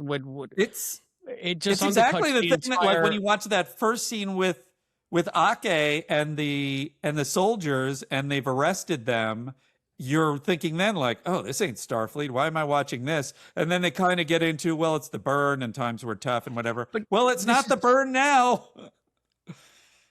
This to me, though, sort of that moment where she punches him in the face crystallized what kind of annoyed me most about the episode, and it has to do with Noose's arc here.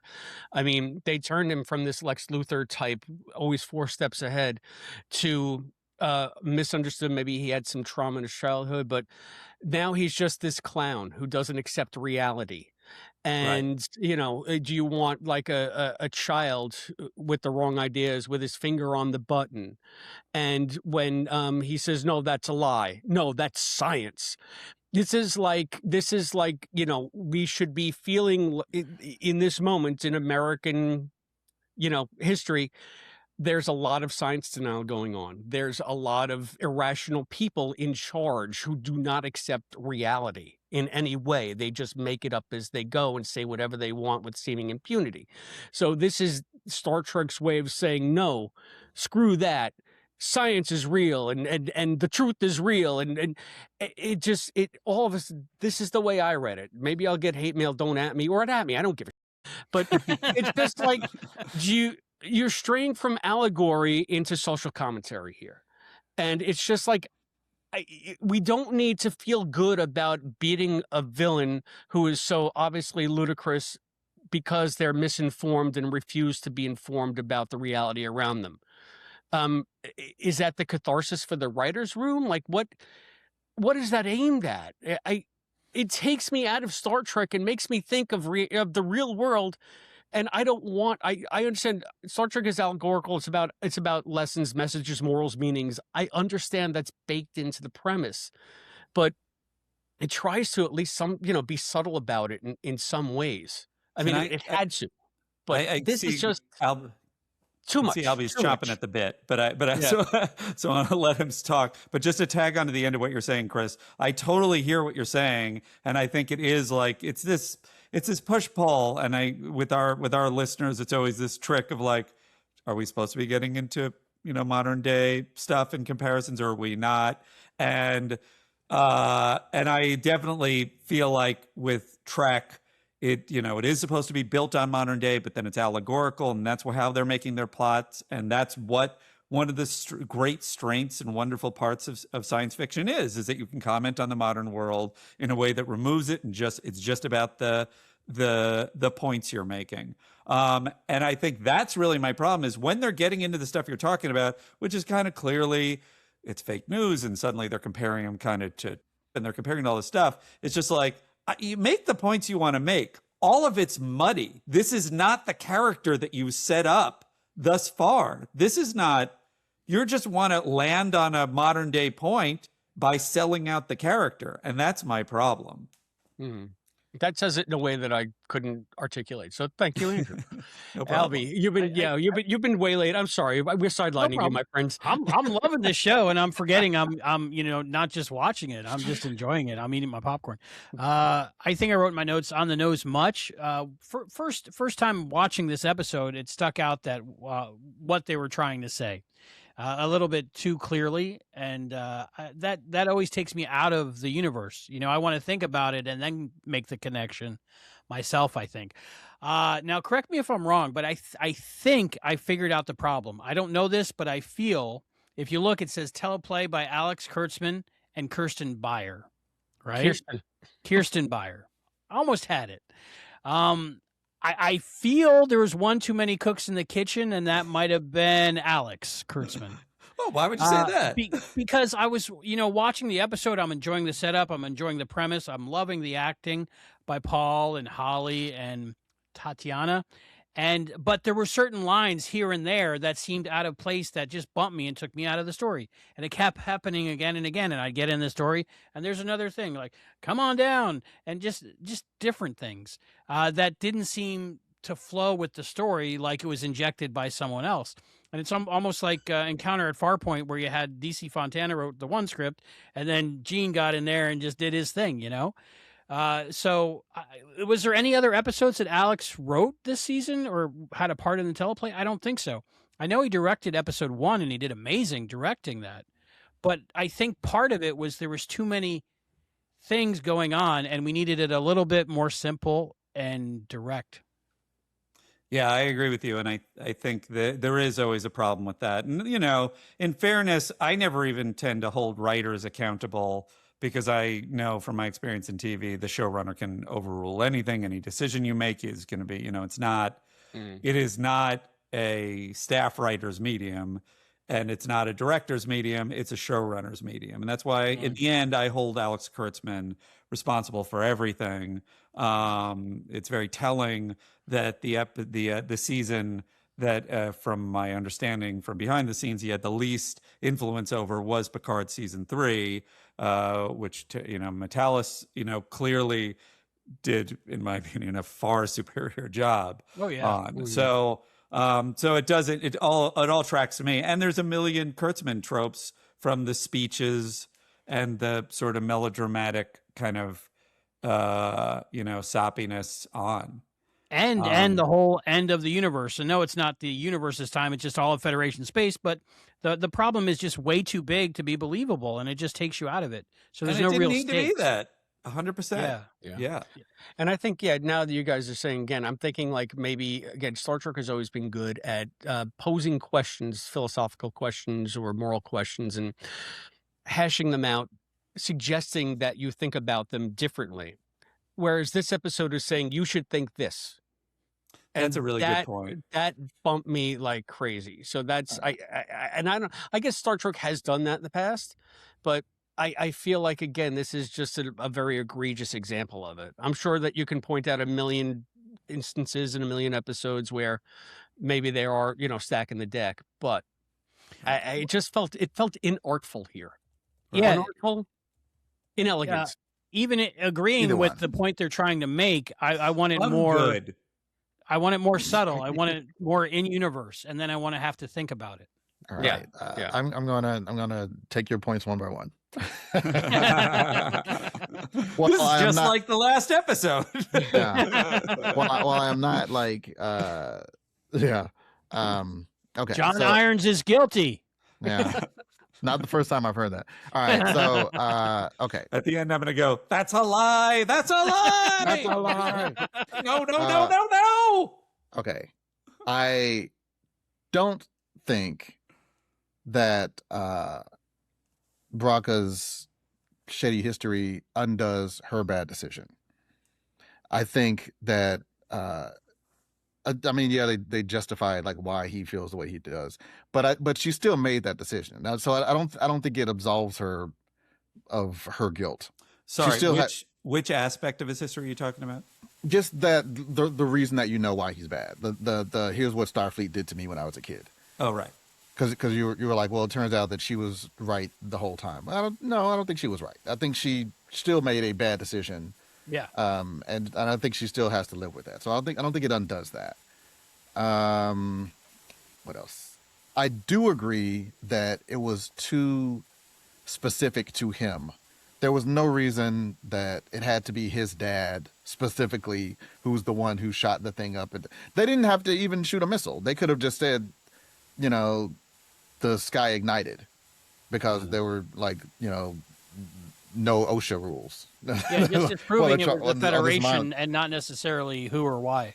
Yeah, it didn't. Well, even if it had been somebody who launched him, it didn't have to be his dad. Like that's a little too. The Skywalkers are in every part of Star Wars for me.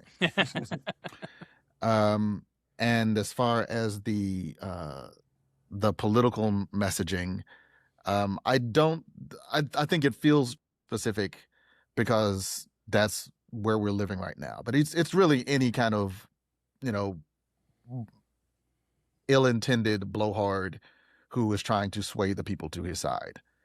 Like that, it's because that's who it is now. Sorry, I mean, I guess unsubscribe if you're a big fan of Trump and you feel I've offended you. Yeah, I think that's my objection. I just all right, let's not get too far into politics because is doing a pretty good job right now. Thank you. Just suddenly this becomes the lost somebody episode gets of it. Treksploration. I can't stand is someone who loves Star Trek and is also woke. Well, The worst I can address that in a second. But this is the thing I was going to say is that I obviously anyone who complains this is woke mob stuff in my Trek, it's like that's what it's always been, pal. Like Always, I'm yeah, totally get it. To me, it's just sort of the evidence of that it's always been. And also, I think you can argue that Trek has always been a little heavy-handed in speeches and everything. It's just I don't think it has been done with an artful hand, to kind of what Chris was saying before, in any of the new Trek. And so that's why when I don't buy that they're not saying it's like does, right, guys? And that's where it bothers me. But even more than that, even if you take it out, you are now imbuing this character with misinformation in a way that he seemed so well informed before that he could stay 3 steps ahead of all the other people. So I kind of don't buy that. But I'm fine with it because that happened when he was a kid, and your memories when you're a kid, like it's at some point gets calcified as fact for you. And will he eventually come to accept the reality? Sure. In that moment, no. I'm fine with how they treated it. Like I said, except for maybe him launching the bomb. I would have loved if he accepted it in that moment and just sat down and put his head down and realized all he was fighting for was just a lie.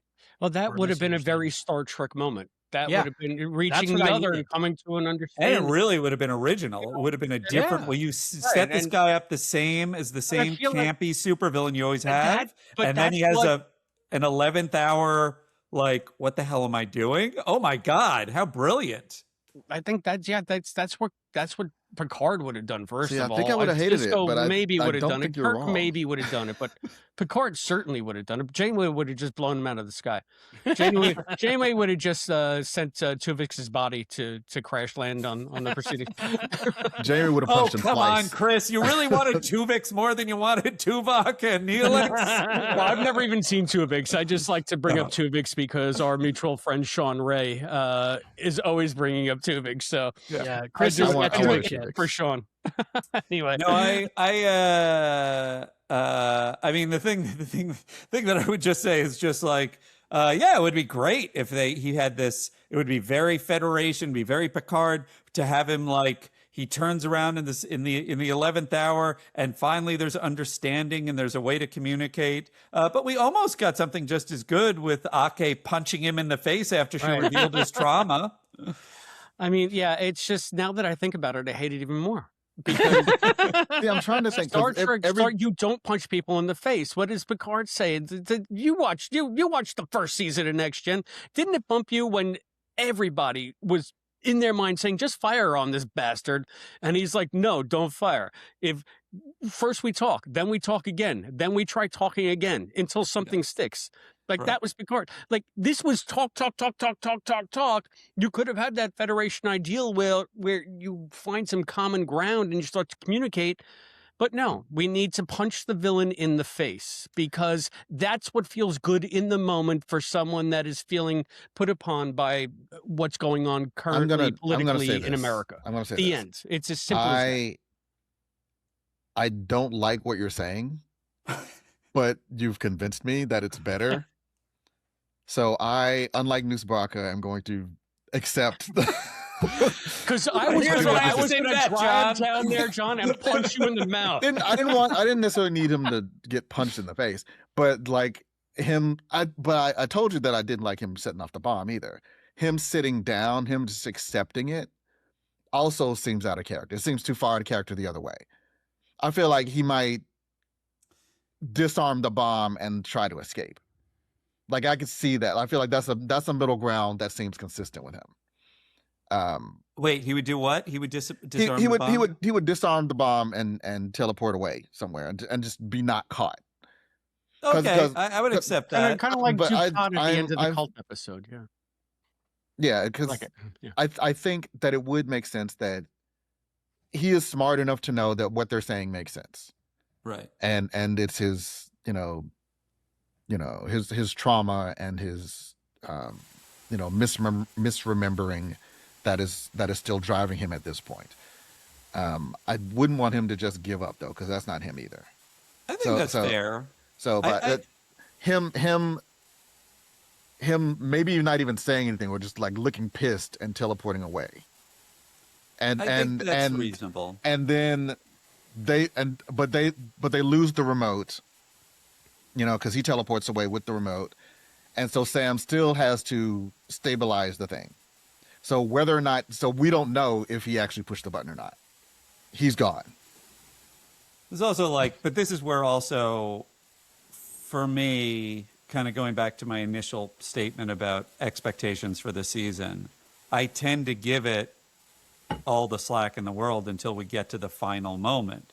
And the final moment is what we saw. If you had set up maybe even Anisha, who knows? And then that really would have caused a problem with Caleb, that Anisha is another sleeper cell agent for some other villain, or a sleeper cell agent for the Venari Rawl. And that at the last moment, she's the one who pushes the button, but they've already disarmed it after Noose is given up. And then it's really complex. And Caleb is like, oh no, my mom is actually, something like that. I don't know. I mean, see, that's what I thought they were going to do. So that would have been so the fact that she wasn't with him was a surprise to me, because I was fully expecting her to be like the whole season.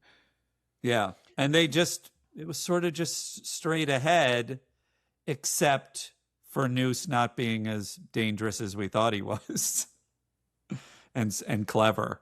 Yeah. That was another thing that bumped me. Nisha at the end, she was just too comfortable with everything Starfleet again already too soon, I think. Yeah. I feel like Tatiana Maslany tried to communicate in the performance that she was at odds the whole time, but it also put her in an awkward place because then she couldn't play like a clear objective. She had to be confused the whole time. And when they did give her the clear objective of just oh my God, my son who I've missed out on his whole life, that was just some of the most beautiful acting ever. And then the rest of the time she's in this kind of so yeah, I agree. Yeah, like there, like I said, there was a couple of scenes that just kind of didn't necessarily make sense to me, and they were just a few seconds long. And one of them was when she and Ake had been captured, but before Noose comes around the corner, Ake walks up, she's like, "Put your arms around me." It's like, "Don't whip, get out." Like, why does she have to put your arms around you? Yeah. Why would you force that on this person?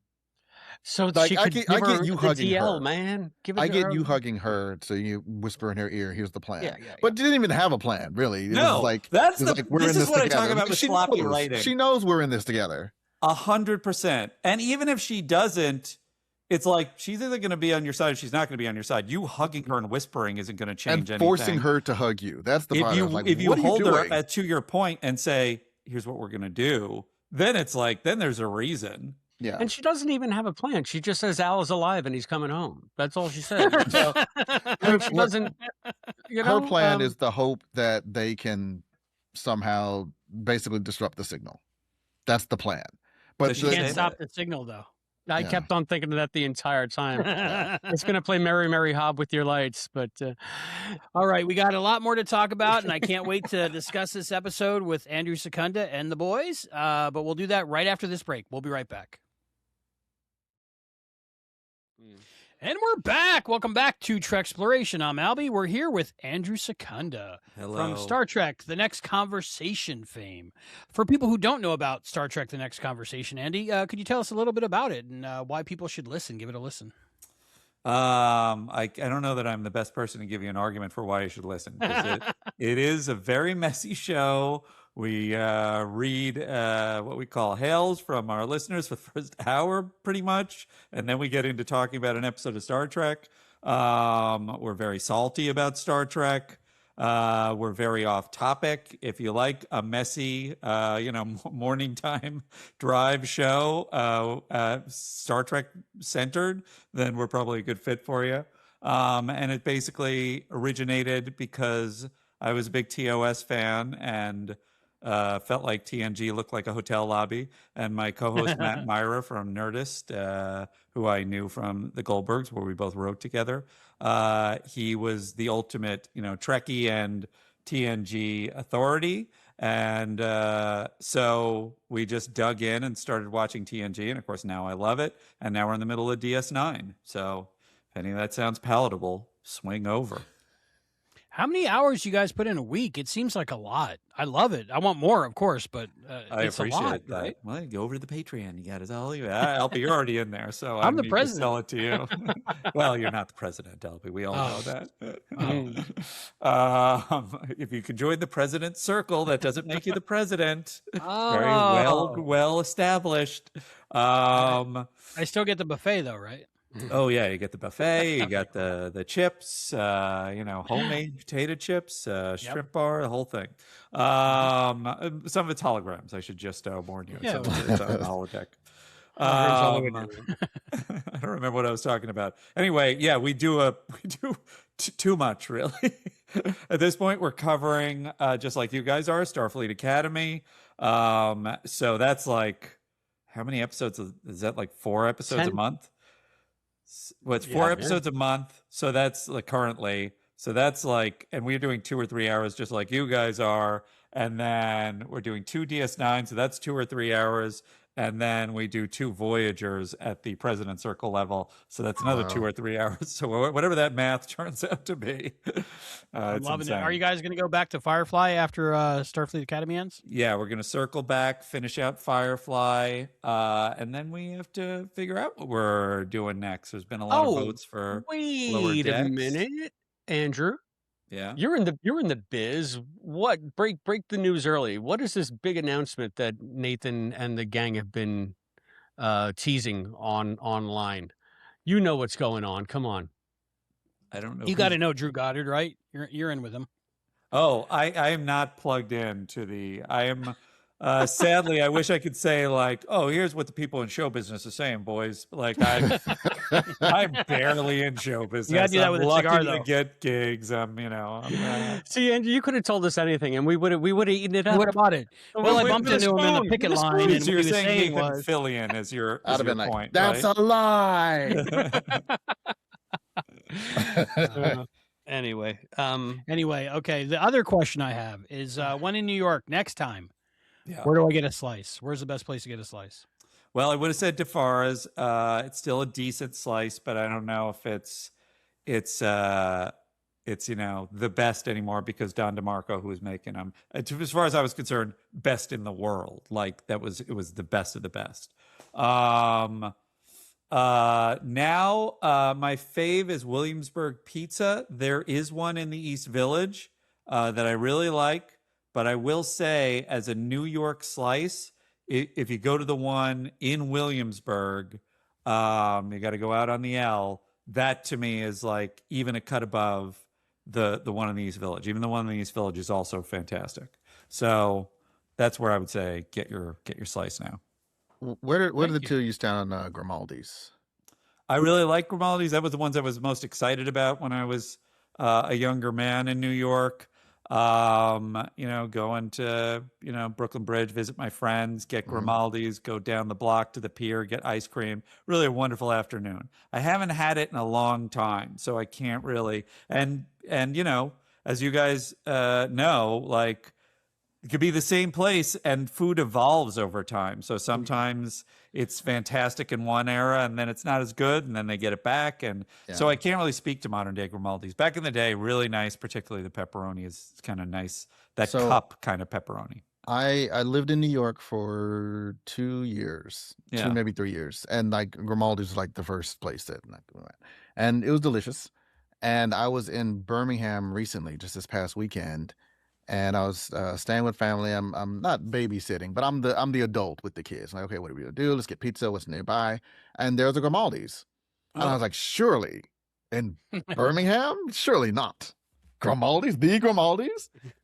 I look it up, and there's a big Brooklyn Bridge right on the box. I got it. It was pretty good. I can't say I remembered exactly how a Grimaldi's tasted, but it was good pizza. So I was pleased. I was like, I had no idea they like branched outside of the state.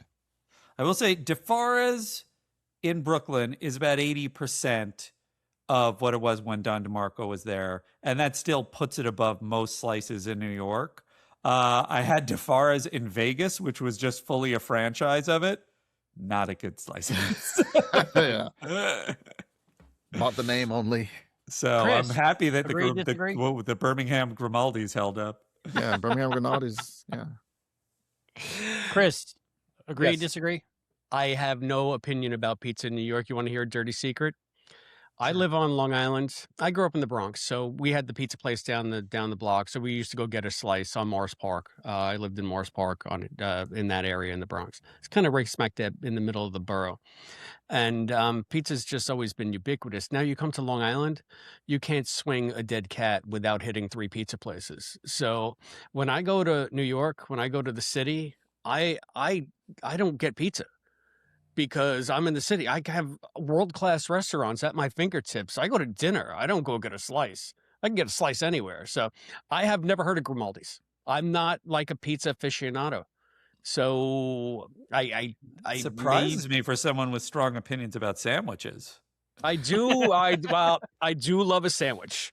I do love a sandwich. I do love me some cookies. So you give me the Pignoli cookies at Ferrara's. You want to talk about orgasm, Albie? Holy crap. You just I do want to talk about melts in your mouth. Orgasm. Melts in your mouth. That's how that works. He never asked you to talk about orgasm, Chris. We didn't vote on this. So yeah, but yeah, the funny thing, Albie, I think, and the funny thing is, I think it's kind of hard to get a bad slice of pizza in New York. Yeah. So that's true. But I want the best. You can I'm get gonna a make bad slice of pilgrimage pizza. there. As a New Yorker, I can tell you, they're there. Well, but I think but also you got to temper where you're going. If you're going to some change place off in Times Well, Square, sure. Yeah. I also think your meter is higher. I think a bad slice for you is probably like an average slice for non-New Yorkers. I think that's fair. There's a lot of stances. Yeah. People have the stances of like, well, it's hard to get a bad pancake. It's hard to get a bad slice of pizza. They're all pretty much the same. Chicken nuggets. Definitely don't agree that they're all the same. I think the top tier pancake, the top tier definitely pizza is just a whole other universe. I think there's a lot more in the middle, but I think you can get the bad ones, and the bad ones really. I'm intrigued. Upsetting. Pancake, best pancake. Best pancake. It's kind of a tough call. I will say that I went to to me breakfast by Salt's Cure. It's sort of an atypical pancake, and that is a really nice pancake out here. And it's sort of an oat based pancake, oddly, but it's still like really moist, really fantastic. I think those oat-based pancakes are great. They're like the flapjacks. I love them. There's a diner by me that makes those. Those are the only pancakes I'm really on board with. What's I'm not the diner? Blue Point Diner. It's just a little local diner. Oh, oat-based on Long pancake Island, at a local Yeah, diner. George. I don't know if he's making them anymore. I haven't been there in a little while, but yeah, I'm not like a bread for breakfast kind of guy. I like eggs. I like protein. So if I have French toast and pancakes, like 45 minutes later, like I crash. I get like, I don't know, if there's sugar in it or whatever. And Maybe that's my problem. yeah, I get all shaky and stuff, like hypoglycemic. Anyway, Anyway, so there were no I- pancakes so- harmed in the making of this episode of. watching this episode, did you get the same feeling as me? I was like watching it, and Tatiana Maslany, she says guilty, right? And then all the guilty stuff happens. But then wait, there's another person. I was like, oh, that's the Matlock ending. Right. Well, sure, but that was also like deliberately to pause for time, to stall for time. Yeah. And I think he literally said that. Like, oh, okay, give me a second. I'm gonna go down. They'll let me in. We need more time. No, I was fine with it. To me, that I mean, I understand why they did it, because I think in the other plot they had to make more time. But that is also like, there's not a more elegant way of doing that than literally saying we're gonna take a break. Yeah. Well, wait, he went for a recess, and then he was going to pronounce sentence. And then Caleb was just like, wait a minute, I request asylum. And yeah, it's just like it brings you up to that moment. It's almost like, MacGyver when the counter is on 1 and then they finally turn it off. Star Trek has been guilty of that too, as well. I guess in Noose's defense, no pun intended, he did try to quit with the win. Like he like, she said guilty. He's like, great, we're done. Cool. But he also, in the parameters of the trial that he set up, he couldn't. The whole thing is about they took your son. He could not let the son speak. He could not. You get it. What John said. Yeah. Agreed. And it's funny. Terminator squared. And Caleb pushes him on that because they've been conveniently listening to the broadcast of the trial, so he knows just where to swoop in and what points to make. Well, that's another thing. They're broadcasting this whole trial, but they can't find it. What technology 1,000 years in the future can't triangulate a signal? I mean, they were doing that and Pump Up the Volume, right? In the 80s. My favorite 80s movie. Well, they didn't they didn't even know about it for a while. I was surprised. I was expecting the standard, there's something broadcasting on all frequencies. Okay, we'll patch it through. They didn't even know the broadcast was happening until they were like almost right there. I was trying to remember. Now I just remembered. I don't remember the name of it, but there's the episode of Voyager where they are doing it's one with the Rock is in that Tenetsky, or I can't even pronounce it. That's like whatever that was. Yeah. And that's the plot of that episode, is they have to figure out where they're projecting this basically, pay-per-view fight from. So it's been covered. I agree with you. I mean, again, that was all just red herring stuff. It was just all for plot. And I think it's an example of them trying to go out of their way to create a situation that you can use to have the kids find unique ways to shine. It's like, okay, here's a set of problems that we're just going to pose that we need to solve. Like Albie said, we should just be able to triangulate this somehow, right? It shouldn't be this hard. But we need to have teachable learning moments for the kids as they angst their way through it and then realize that they're not people or whatever. They spend so much time on Jet. It's like, and what is it? Right, that's right. And then it's like they're doing like a classroom thing. I'm like, Are you still trying to convince us it's Starfleet Academy? She's still teaching. It's like, because that had a trope that always drives me crazy, which is, and there were a lot of other moments like this too, where it's like, you've established it's a crisis.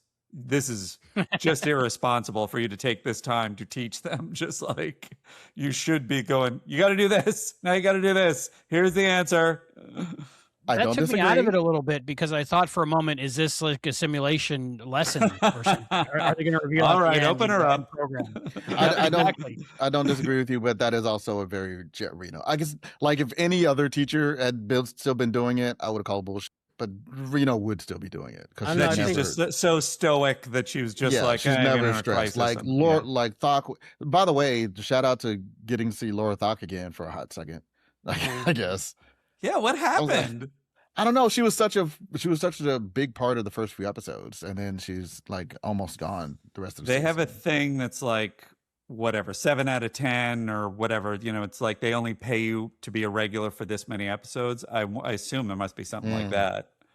Yeah, they gave her guess. big moment in the Jaden episode, and then after that, she kind of just faded into the background or Yeah. off screen completely. I mean, we They heard should her have had voice. her on the phone again, and Jet would have been Yeah, like, "No, my toe is still fine." right. Yeah, I mean, but yeah, I think that a lot of that again, Andrew, is so that they could make we're figuring it out as we go. We're learning to think for ourselves, think in new ways, and that's what helps us save the day because we figured out the Rubincon glue on your shoe nonsense. Still We wanna figured go. out the algorithm at the last minute. Sam had to do it. We figured out how to connect. I mean, if there's one thing that I really liked about this episode, I felt like there were a lot of really nice character beats because I do like these characters and I do like to see them interact when it's not just about angst and even when it is about angst. I thought that the Caleb Tarima stuff was a very nice culmination of everything they've been through in the season, and it has a lot of specific callbacks with her In this mindscape. episode or in the In this episode, I loved the where he says because He pulls her he into the he mind pulls space. her in, but the thing is, he lets her know that she is to him what she never thought she could be, a safe place, a harbor. Like this is what she was telling Genesis in the Artown episode. I can never be that for him because she thinks she's a monster and she's unsafe inherently. And he's just like, no, last time it was like your voice is like music or your name is like music to me. That's what I think. And then he goes away. In this, he really is just like, no, you're it. It's always been you, Rach. I mean, tell me you weren't thinking that the entire time. Yeah, I was thinking know? it when he said it, I think. Yeah. But yeah. and also I was like thinking, what is everybody else seeing on the bridge while they're in their flower land? How long did that take? That was like, I was thinking, yeah. could that be like a Sam thing where it was just instantaneous for them? I thought that, but it was weird because they had Reno in the background who like Yeah, the actively reaction. turned the other way.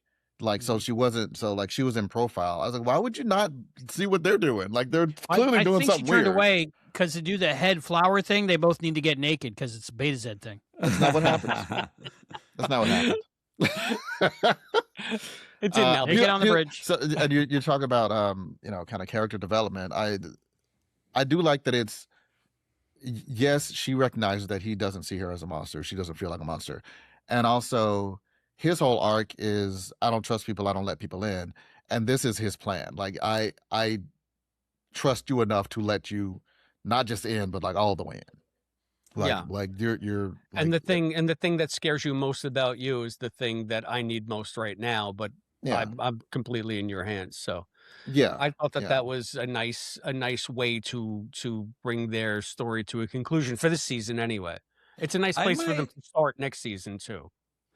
I might also so you guys can tell me like if I sort of missed something that the show was trying to tell us.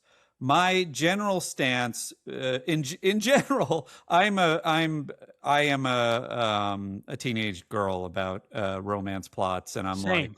I'm a complete romantic. I love the rom-com elements. I like people are always bitching about that being in Trek. I'm totally into it. I was is that person going to get together with that person? Oh, Chakotay made Janeway a tub. Ooh, I'm I love that one. completely like what's going to happen. So that element of possibly toxic fandom that's like why is this all a teen soap is like I'm like I have no problem with it being teen soap. Make it a teen soap.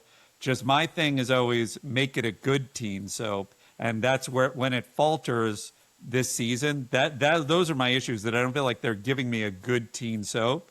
They're just trying to make it a teen soap to make it a teen soap.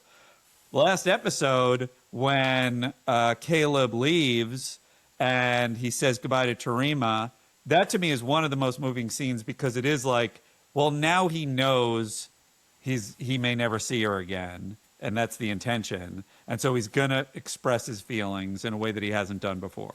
That totally worked for me.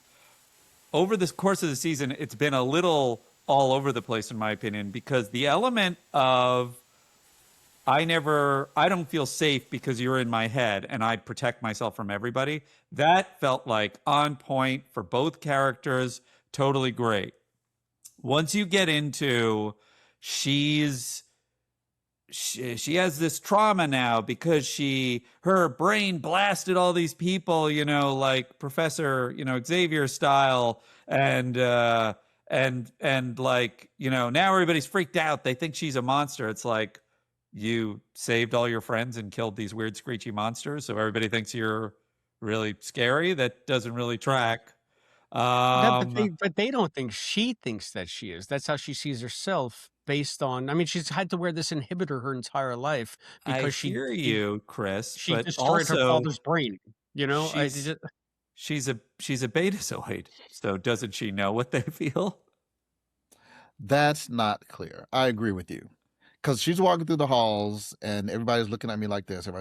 She would theoretically know how they actually feel and what they're really thinking. We don't know. Unless we don't you're know saying empirically. that the restraining bolt is actually like cutting off her ability completely, which I think that would have been a very interesting thing. And I think we've done stuff like that with Deanna, but like, the where loss, it's like, right? Oh, sorry. Where she can't sense anything. Right. Where it's like, oh no, I can't sense. And then it's her having to deal with that. That would have been interesting, but it's like they're being real vague about what she can do and she can't do. Real vague. Maybe she can turn it up to 11 if she wants to, and that's what she's doing since she got back. Who knows? So maybe it's variable. Yeah. They definitely gave her the upgraded version where she didn't have to, cause a wound to turn it off. Out of her jugular. The Bluetooth and It's like really, really rough. But anyway, this is where I'm a little bit, and maybe I'm confused. So you guys feel free to. But it seemed to me the problem was Professor X in Logan. That blasts. Oh no, my mind blasts. That seemed to be the issue. In this one, it's let it go, so you can locate these things through emotions, and it's like. What? I didn't hear about this mutant power. What's happening? I would say it was super irresponsible of Caleb to be like, "Oh, you got this." Caleb, you don't know what she's got. She knows. Right. She's like, I can control it better now. Like, I trust her to know that. Okay, I can handle this. Caleb has no idea what she can handle. Like, they've barely spoken. That's a legit also critique. My critique is just, what is this power? This isn't killing people through an emotion blast. This is something new. So what is this? No, it's not new. They did it in Nemesis. Deanna did it in Nemesis. So is that what they're calling back to? Because they haven't established it in this time where they completely disregard canon. If they're saying, like Deanna in Nemesis, then it would have been nice. I barely remember Nemesis, but that's what I'm saying. It's like the holographic ship ship thing, the locating somebody with your mind as a betazoid thing.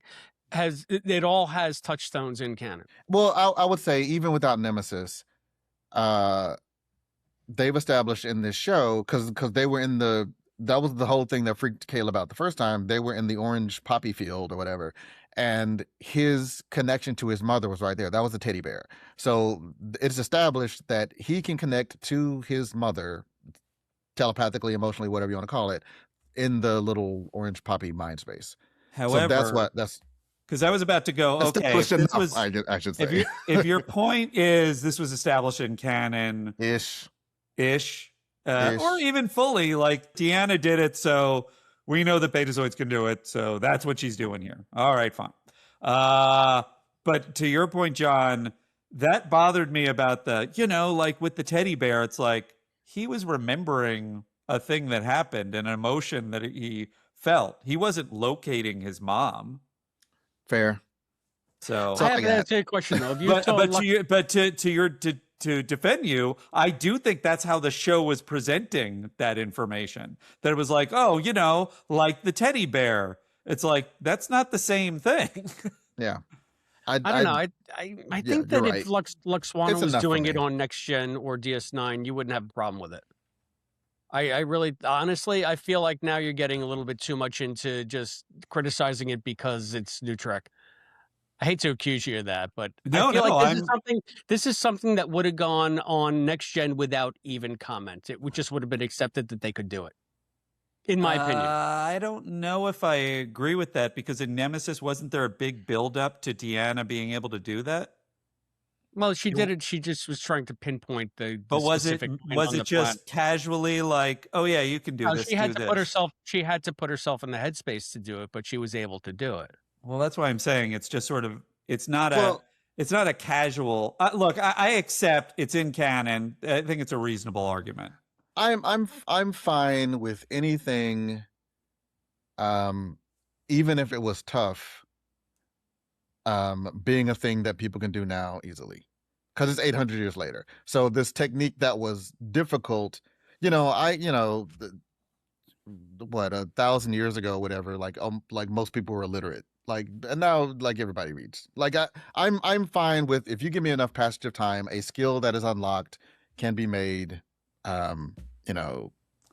taught to the masses. I think that's fair. I think what I am bumping on, and I think the thing you're saying about canon is fair, Chris. What I'm bumping on is the show is presenting this big moment with Caleb as you've been afraid to unleash this power. I see what you're saying. And this is a power that either all Betazoids have or hasn't been mentioned before for her. The power she displayed was Professor Rex blasting people.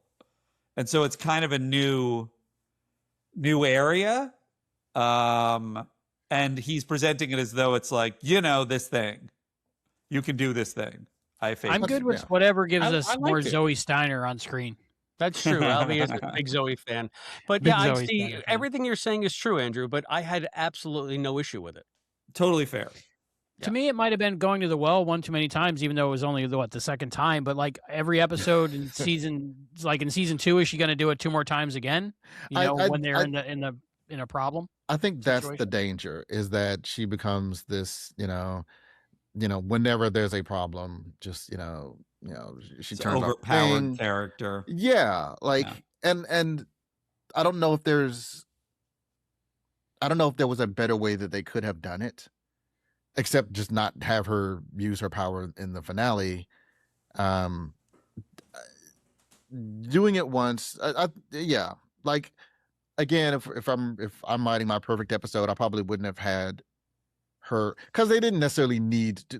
It was just to find out where they're broadcasting. Well, they're broadcasting to the galaxy. Like, they could have triangulated that. Like, they didn't. Yeah, I think wasn't it Amelia Earhart that could triangulate something with a little coat hanger? Well, the technology exists. I think the way that they established that she had to do it was because, and this was Darum's moment, he got to be like a good pilot, was they had to fly in such a way that it's literally under the radar, so that they could kind of sneak up on them at 1/8 impulse or whatever it was, 1/16. Yeah. To the point that someone mentioned before, it's really just like they're trying to go through a list so that each of the cadets can show exactly what they've And this- learned. and What how did they they've give gotten better. Jaden in this episode? I feel like he was again a little bit light in this episode. Well, nothing really. Jaden Oh, helped- he's the one who figured out about the gluons, about yeah, that. the room. That he, Oh, that well, let's he's talk about that trying to whole communicate. storyline. That I guess kind of a B story of That's the that's the doctor one that bumped having me. aphasia. Yeah, I mean, but the Rubincon and Rubin particles and glue on your shoe. The blue is glue on your shoe. I could not help but think of Adam West like solving so implausibly It was bad. all the Riddler riddles. It was South Park I wish- Scientist bad. Yeah, yes, thank you. That's a more modern take on it. But yeah, but it's just like, come on, it's just, that to me was a stretch. I could do all the Caleb Tarima Mindscape nonsense all you want, but just them. And especially, this is the Omega 47. Nus went through a million hoops to come at them 7 different ways so that he could steal this top secret stuff. And now all of a sudden they seem to know all about it. I know that didn't Laura say that she had broadcast all the Omega 47 knowledge out, or was it Nus that had broadcasted out? Like they had released all the classified information for some reason somehow. I think you're right. Yeah. And I'm thinking maybe that was the only nod towards why they could have been up to. But when did they have a chance to read it? Well, I'm also okay. I am fine with Sam and or the Doctor having any knowledge that Starfleet has instantly. They got Bluetooth.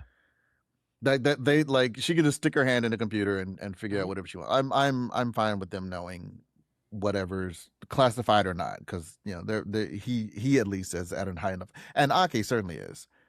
I'm fine with them having access to anything in any database, any Starfleet database. So that didn't bother me. Voyager nerds, was that the original DOG mobile emitter? He said I've It had it looked for a little 1,000 bit years. more detailed to me. I don't know if it was the original. Definitely, they were shaping it so it would put you in the mind. Yeah, of it that. looked very similar, but I would say more detail for 4K versus 480p. How did we 480i. feel about the Doctor becoming a projection? That bumped me because, again, another 1,000-year leap in the future, right?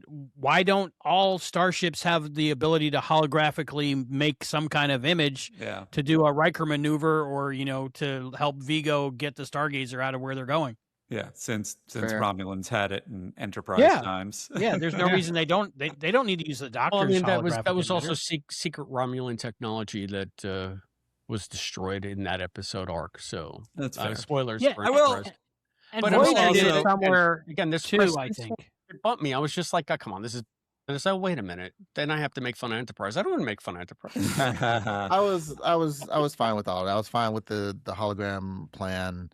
I was fine with him coming back kind of glitchy because in my mind at least, he basically, he had to interact with all these ship systems to pull off the ruse, and the ship was, pretty messed up at that point. So like he's joining with this jacked up, mainframe, so he comes back a little glitchy. I was not that. Yeah, that's I fine. I wasn't bringing it up to pick it apart. No, I know. I'm just.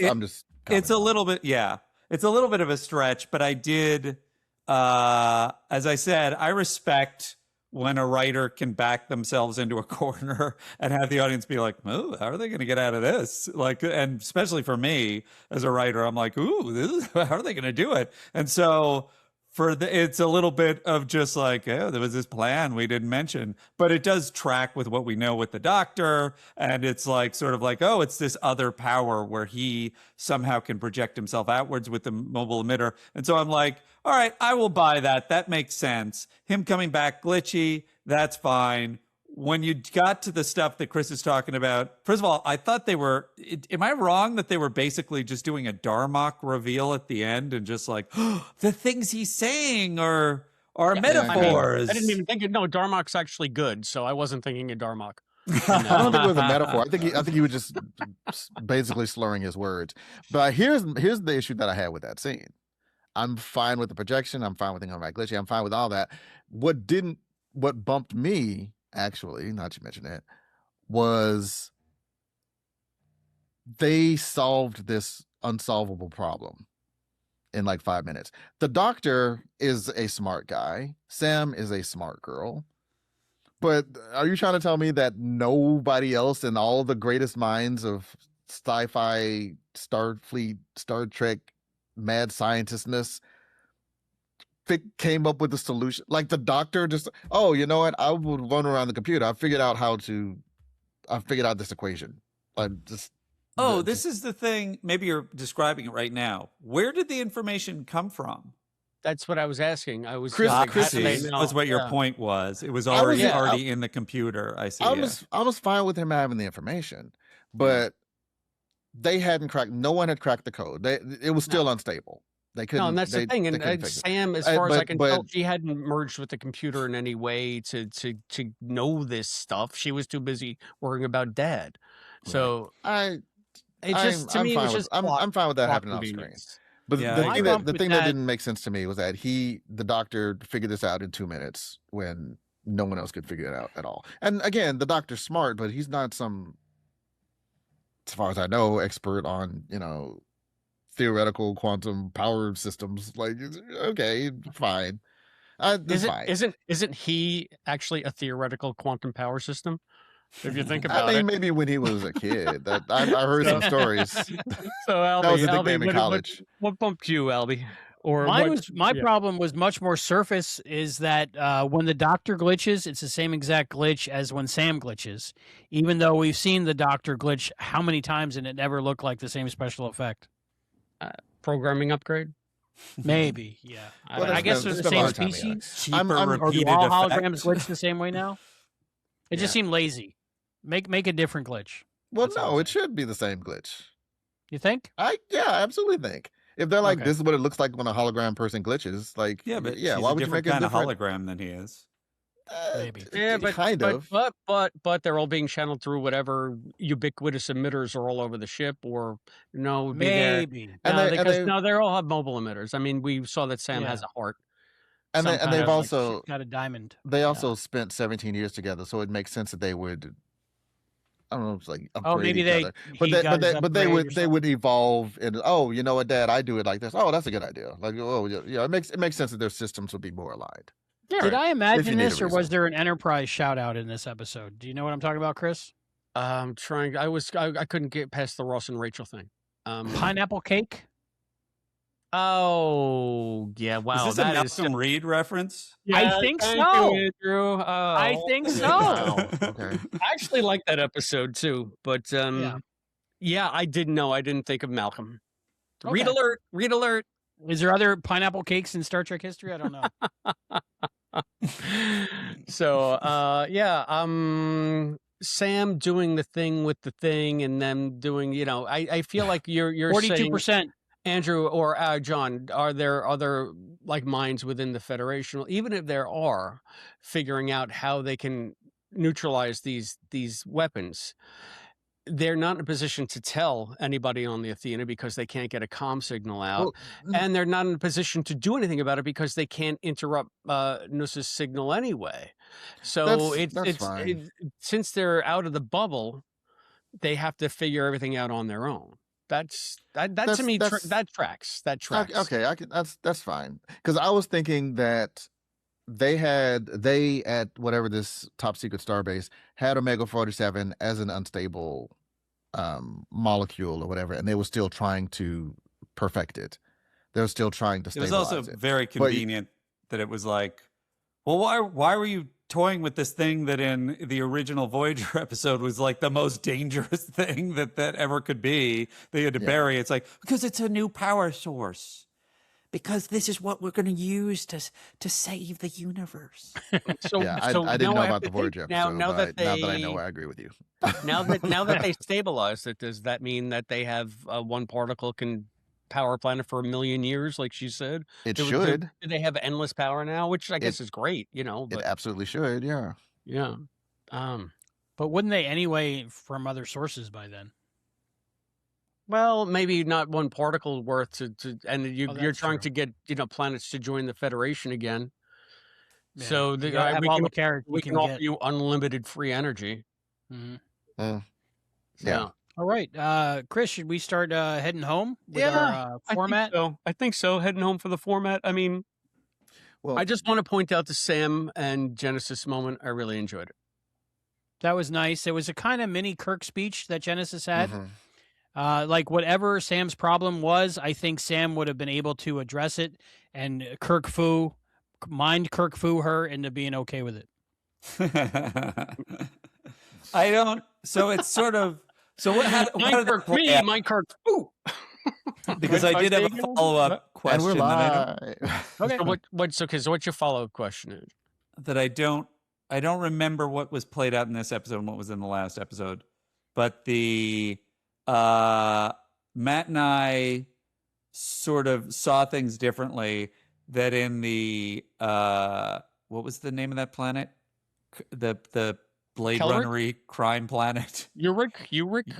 Oh, yeah. Ukrek, whatever it was. Yeah, the Star Wars land at Disneyland. Uric High. Yes. Urukai. So it was sort of like they have the scene where Caleb just like tears them all apart and says, "Here's what's wrong with all of you." And I was like, I thought what they maybe should have done is had him that he was doing that to basically make them leave him behind. And so he was being intentionally mean. And Matt says that is what they're doing. And I was like, are they? Because then later it feels like even after they're free, it feels like Genesis is still being a little pissy with him because of that scene like he Yeah, in really this meant episode it. too. Yeah, still pissy. Yes. I So think I Yeah, well, I wasn't. mean, just because he was trying to drive them away. So what he said really hurt. Yeah, it really hurt her, and she still got hurt from it. So Yeah, you I think? think- So you think it was that he was trying to drive them away? Oh, 100%. and that's yes. why Yeah. Sam hugs him, Yeah. Yes. and that she's still Sam- pissy she's later. Well, she's pissy with Genesis, not with Caleb. No, we talking about Sam or Genesis is Genesis? pissy with Caleb. In Yeah. this Yeah. episode, Yes. And that's what I'm asking. So when I saw this, I was like, well, now I don't understand again. Why would, if she knows, and also he rescued them or tried to rescue them. Well, after that. I mean, he still said what he said. Like they weren't surface insults. Like he cut, Right. So you think as it's deep just as he it's could. just the wound still last. Yeah, I lasts. think like she knows Emily- why he did it, but it still hurt. Okay, It's- that's and fair. when they were laying on the floor together over All Worlds Day, they had that moment and that connection. So it might have hurt deeper then because of Yeah, I just like Macho Grande. Thank you. I finally got it out. So that. All right, thanks. Albie, finish. Well, hang on, I've got a few before, because I'm not going to. No, I meant finish the gag. I don't know if John gets it. Oh, Oh, I don't get it. Is I that just an watched it. airplane reference? Yeah. Yes, Airplane? of course. Just like Macho Grande, those wounds. Are you over Macho Grande? I'm afraid I'll never Oh, be already over looked at Macho Macho Grande. Grande. It's been a Okay. while. It's Those on the list. wounds though. run pretty deep. Anyway, All right. the majority Okay, of you the know what? I viewing did know that one. population out I there just got that. assume anytime Chris or Albie make a joke, I am assume guilty. it's I okay. haven't seen Airplane in like 7 years. Still, I gotta how watch could it. you? It's still the one-liners are running through my head. That's true. Don't start with your Don't white, call me with your Shirley. white Surely zones you'll watch it against again Patty. someday. Don't call me Shirley. So Anyway, here you go. All right. So- So these are the notes that I had for the episode. They even made the, so like again, I'm watching this from the whole.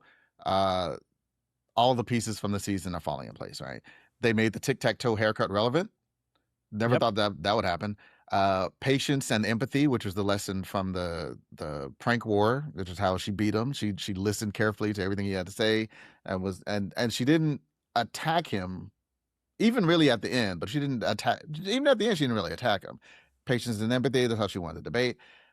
Tilly, theater is statecraft. Statecraft is theater. Go ahead. Yes, Chris. she Question. literally attacked him. She Okay. literally. Well, yeah. Before she attacked him, she didn't attack him. Fair. That was out of Tilly's place. theater, statecraft is theater. Yes, go ahead. Before the punch, she didn't attack us.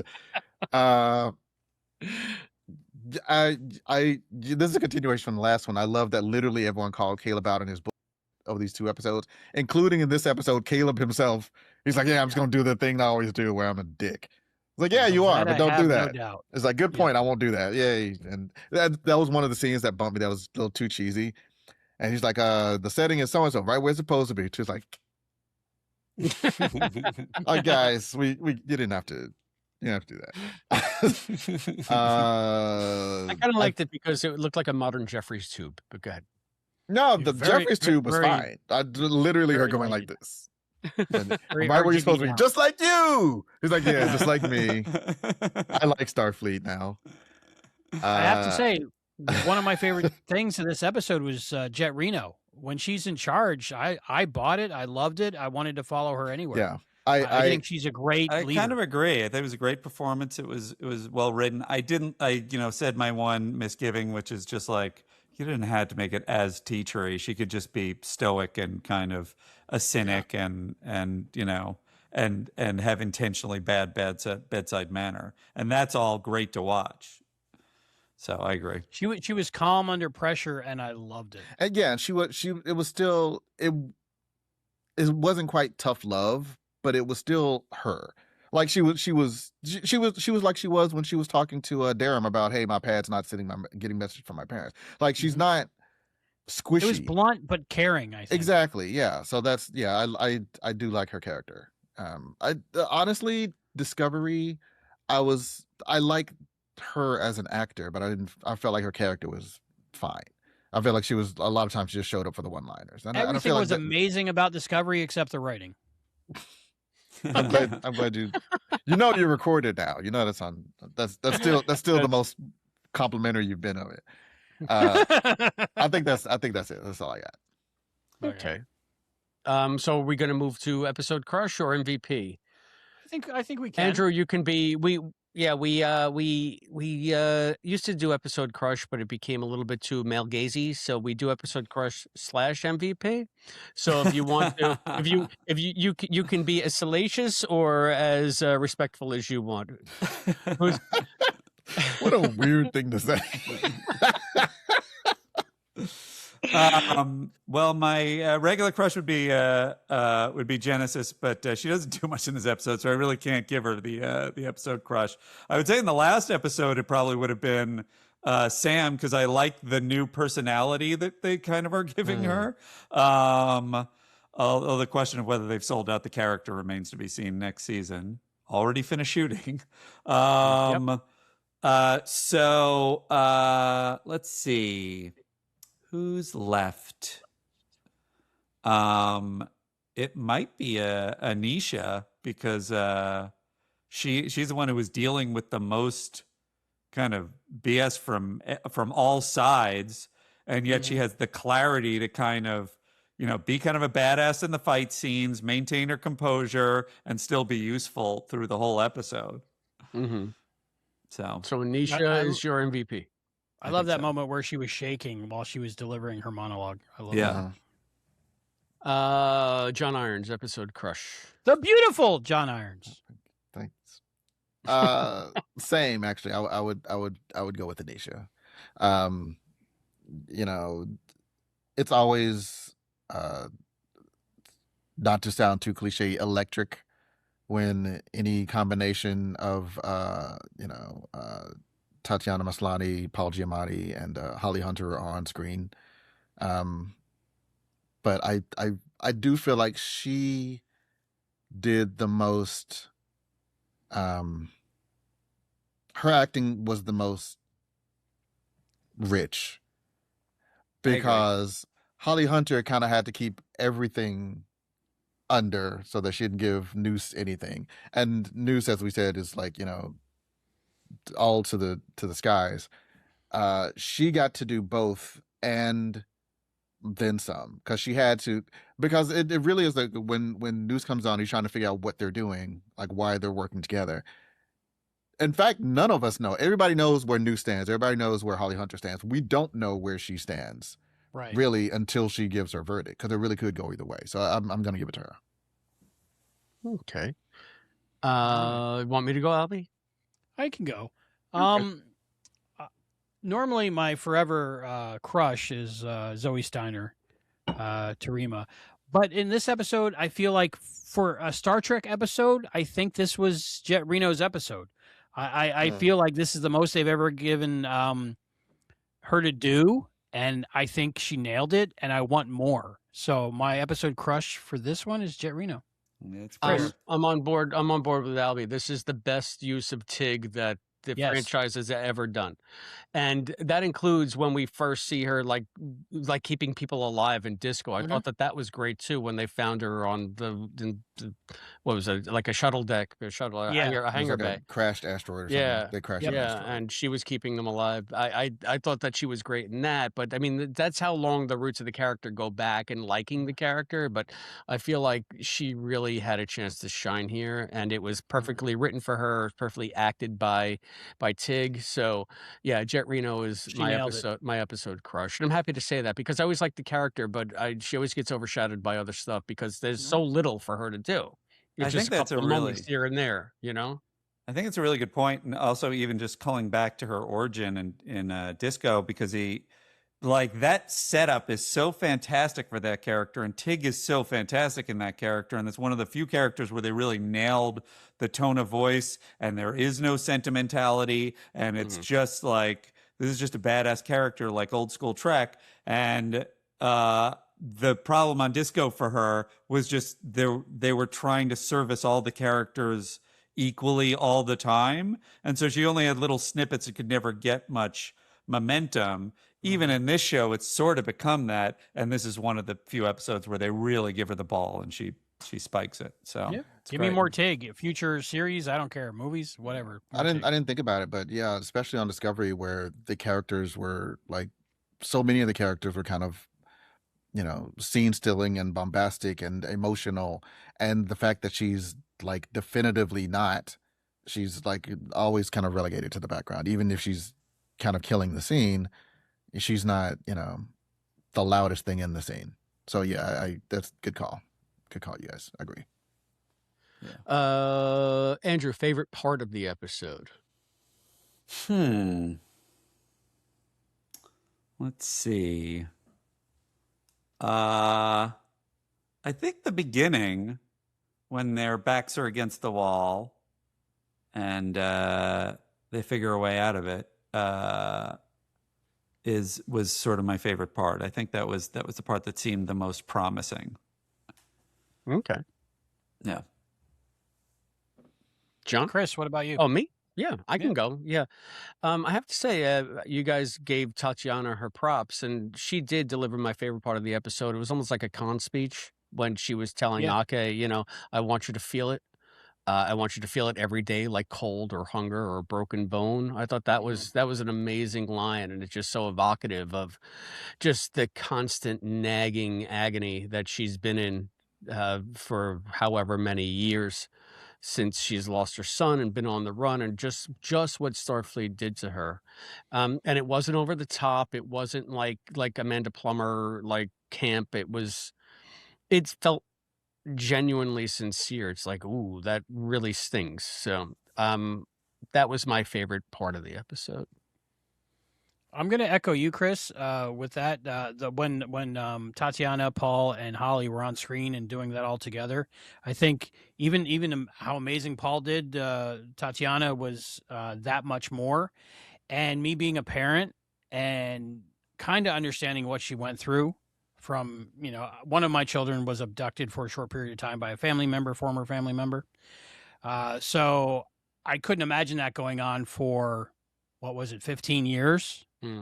So even though she's got her son back, no one can give her back that time that she lost with her son. And that pain was so evident in her performance. And it was just that did it for me. So that was my favorite part. John. Same. Chris, you were saying, basically that scene. And Albie, you were saying kind of Tatiana in that scene. I'm gonna expand it to the whole trial. Okay. Every part of the trial. Because not that I didn't care what was going on in the ship, but every time they were on the ship, I was waiting for them to get back to the trial. Like that was the heart of this episode. And again, I told you, I like the debates. And that's, so yeah, I feel like they, every part of that was pretty great. Well, you're a master debater, so the 47 in this one is fairly obvious. Yeah. So Omega 47. There was a 42 in the episode. 42 ways to make pineapple cake. There you go. Oh, it was at 42% when she was trying to figure out the light. I mean, there were very many percents. So yes, there's many. But that was a shout out. All right, Trek and Tell. Andy, did you have a Trek and Tell? Like something Star Trek that you could show off? Oh yes. Hang on one second. Okay. You know what? I actually have. It's not a new Trek and Tell, but it is. Oh wait. I'm pretty sure I probably showed this the first time I was on. But you guys have been doing this for a while, and so I'll show it again. But have you showed Andy? All of our new subscribers. I have two things that I bought. One is I don't know what inspired me, but I was just like, that's crazy that they have a figure now. I got a Peter Preston from Star Trek 2. Oh wow! You got one of the nacelle toys. You even have his face all. I don't know if you can see it. It's kind of it's a reflection from the screen, but his face is all mangled from the and then the other thing is a Jellicoe, Captain Jellicoe. This is a present for Matt. Oh wow! We have a lot of arguments, so nobody tell him. We have a lot of arguments about I think he was a real jerk, and Matt thinks it's like his favorite captain. Yeah, I'm not a Jellicoe fan either. And I adore Jellicoe. I adore Jellicoe Yeah. beyond reason. I think I identify more as a Secunda, where Chris identifies more as a Matt. So. There you Sounds go. right. There you go. Yeah, I got. We just did an unboxing video. I got the mirror Jonathan Archer from. So I'll show it to you. I don't know if you've seen it, but yeah, I don't know how clear I'm coming through, but so it's great. him. Yeah. So it's really cool. So yeah, these are nice Fantastic. figures. I'm enjoying the fact that they're out. I think I'm going to try to get all the Enterprise ones. Yeah. So, Awesome Con is a nerd convention in the DC that actually is gonna happen this weekend. I was hoping to be able to go. I think I'm not gonna be able to go, but at a previous year's Awesome Con, Will Wheaton was there, and I made up. Oh, can you guys see this? 'Cause it's I crush your head. Wesley Crusher. Kids in the Hall. Nice. Oh yes. Wow. I didn't. I was like, write whatever you want on here, and of course he wrote "As You Wish," Flathead. Oh, that's fantastic. That's cool. Pretty cool. Still need to have it Mine framed. is mine is Now silly, that I but have a kind of nerdy wall, I appropriate. guess I'm gonna put it. She-Hulk. Little Tatiana Maslany reference. Oh, Yep, nice. Tatia Maslany. Oh, that's cool. So they have her as Jennifer. I Yeah, guess I was they have gonna a say. She-Hulk one too. So Yeah, we have the Oh. She-Hulk one also, and we have the lady from The Good Place that was in the series. What's her name? Oh, that is. Oh, I love her. Not a girl. No, that's Darcy Carden. You're thinking of Jamila Jamel. Yes, Yeah. we have her too. So yeah, we got the How did pretty you know ladies that? from that set. Oh, from She-Hulk. Got it. Yeah, Okay, yeah. All right. I'm caught up Yeah. now. Yeah. Okay. Unrelated question. And I know, like, I'm the one who said I need to go, but I was gonna post. You this. ain't going anywhere, I'm, the beautiful. Because we John. I'm got very trivia. curious about this. Not until we plug your book. Do you consider, for those of you who have seen The Good Place and who is a fan, as all people should be, do you consider it sci-fi, magic, neither, both? Fantasy. I never even considered. I hate to a lock us genre. into a spoiler area, but I never watched past the first several episodes. So Okay, well, it's there you worth go. it's worth the watch. It's- yeah. everybody a says great it's show. fantastic. Yeah. Yeah. If you want to great do a show. podcast on it, I'm down. Yeah. Well, I think answering this question shouldn't spoil anything, because I honestly don't know what I would. The first classify episode it as. starts out with the premise of they're in heaven, so that's more fantasy to me. Yeah, I would have to say if I had it, it's not sci-fi. So to me, it's No. it's definitely fantastical. How about that? Well, see, but I think Janet almost makes it sci-fi It's because just they do exist in kind of a world of rules, and I don't know. I mean, I don't know. I guess if you go the whole magic is indistinguishable from science, that it doesn't really matter. I guess. All right. So anyway, Anyway, yeah, you know, I find it hard thanks to for taking the pigeonhole. time, guys. You could ask, is Q fantasy or science fiction? Yeah. Exactly. Speaking of fantasy, did you see the Lord of the Rings reference in this episode? Chris, you might have caught it. I've been talking about the White Tree of Gondor on the atrium since the beginning of the series, so I'm not really sure what we're talking about here. And we said Uruk-hai just before, so. Did you catch the part where Noose is like, "You shall not pass my big wall of Oh, bombs"? no, you mean the Balrog? Yeah, I saw the Balrog. No, in the one of the last shots, Caleb and Nala are walking down the hallway, and it looks like the opening scenes from Lord of the Rings with the Hobbit and the giant wizard. It was like one's 7 feet tall and one's 3 feet tall. No, that's Why? This You is- know that Andrew has This to is go to bed. heightest. That's what this is. not even close. I support you Anyway, in most things, Albie. but We not got that. you for 3 questions, Andrew. Are you ready Three to? questions. Are you Three ready trivia questions. to answer some trivia? If you can't answer them, then it goes to John Irons, the beautiful John Irons, and then if he can't, then it goes to me. But we're working as a team, and Andy, you get all the points. This is exciting. Yes. All right. To whom does Vina appear? And this is on the card. Don't at me. To whom does Vina appear as an Orion animal woman in the original Star Trek pilot, The Cage? Wow. To whom does? Can you repeat it again? To whom does Vina appear as an Orion animal woman in the original Star Trek pilot, The Cage? Is that it's Captain Pike, right? Captain Pike, we got you one. You're 1 for 1. That's Yay! 2 more questions. All You got 1 out right. of 3 right so far. Good job. All right, Andy. You got the easy one, Andy. This one you're not going to get. Okay. What is the most immediately noticeable difference in the alternate reality created by the emergence of the USS Enterprise C in the Next Generation episode Yesterday's Enterprise? I'm sorry. Repeat the question.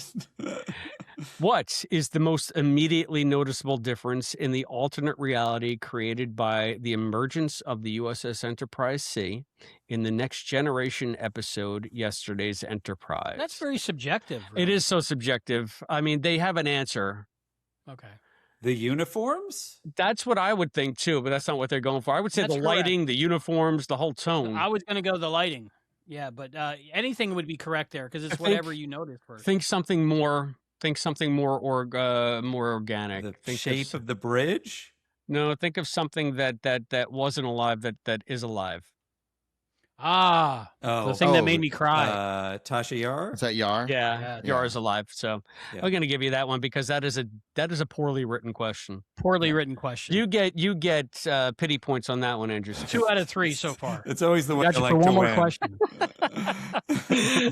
You're 2 out of 2. Pity Which, points have made it this far in life. which of these is not a hobby of Lieutenant Sulu? Botany, swordplay, antique firearms, or music? Not a hobby. Botany, say it again. What are the options? Botany, Yeah. swordplay, Botany. antique Hey. firearms, or Swordplay. music. Botany. What was it? Sorry. Give it one more time. Swordplay? I did a joke in the middle of your last run. heard botany. Uh-huh. Really not a joke so much as a statement of a line in a movie. You Go ahead. task me, and I shall have you. Which of these is not a hobby of Lieutenant Sulu? Botany, Okay. swordplay, antique firearms, or music? Well, not a hobby. I not a know it's girl. not swordplay because he definitely is, he's a sword master. The naked now. and possibly Or the different, naked different time. ways. Sorry. Let's Wow. see. There's what else? I'm gonna say botany. Oh, wait, don't say the answer I don't know, but I'm goes to gonna John. guess. I'm gonna guess it's firearms because it seems. Oh, Albie you- to pick up the point. Come on, Albie, pick up the point. It's music. It's music. He's not into music. Don't you remember Beauregard? Don't you remember the yeah, hippies? the They glove said that's a plant. we in- practically- in, he's where no practically- one has gone before. No, I No don't man know has that. gone before? he was in the Botany Bay, and Yeah. Janice comes and feeds Beauregard, Beauregard and and he's got the fire. He's got the pistol on the shore leaf planet. Shirley Planet. Okay. All right, so And- Andrew still got 3 points, right? That's No, how this he- works. Yeah. Andrew, It's you got 2 cooperative. points. Yeah, because he gets all the points. Yay! Am I not playing against you guys? I don't understand. No, we're on your team, We just- but you're okay. the leader, It's everyone Fantastic. versus Leader. Chris. so you get the points. I'm a real jet Ray now. We all knew who really won. Anyway, so thank you, Andrew, for playing. We had you for 3 Thank questions, and you acquitted yourself all right. Oh, So- thank you. Yeah. It's time for final thoughts and ratings. Why don't we start with John? John, show Andrew how it's done, how the ratings. The beautiful John Some Irons. final thoughts from you. Final thoughts. I like this episode. I think I gave the last episode a 4 out of 5, and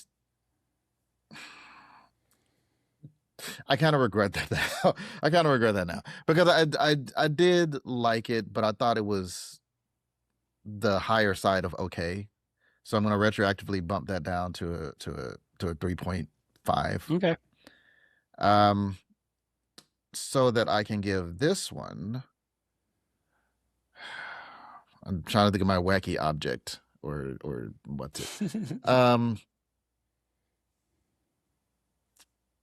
gonna give it 4 glue-ons on your shoe-ons out of 5. All right. How about Albie? What is Okay. final thoughts and ratings? I did like this episode. A lot of it was clunky and because show. My first bump was it wasn't a to be continued and a 2-parter, which it should have been because it is. But instead, they spent the first 10 minutes letting everybody know what they needed to know from watching the first episode and the previous season, which I think was wasted time, and it was kind of, I don't want to say agonizing, but it wasn't fun to get all that exposition that we already knew, because if you're watching episode 10 of season 1 in 2026, you've seen the other episodes, most likely. And if not, the person next to you is explaining it all to you, and you don't even you don't care or want to know about it. But the performances were great.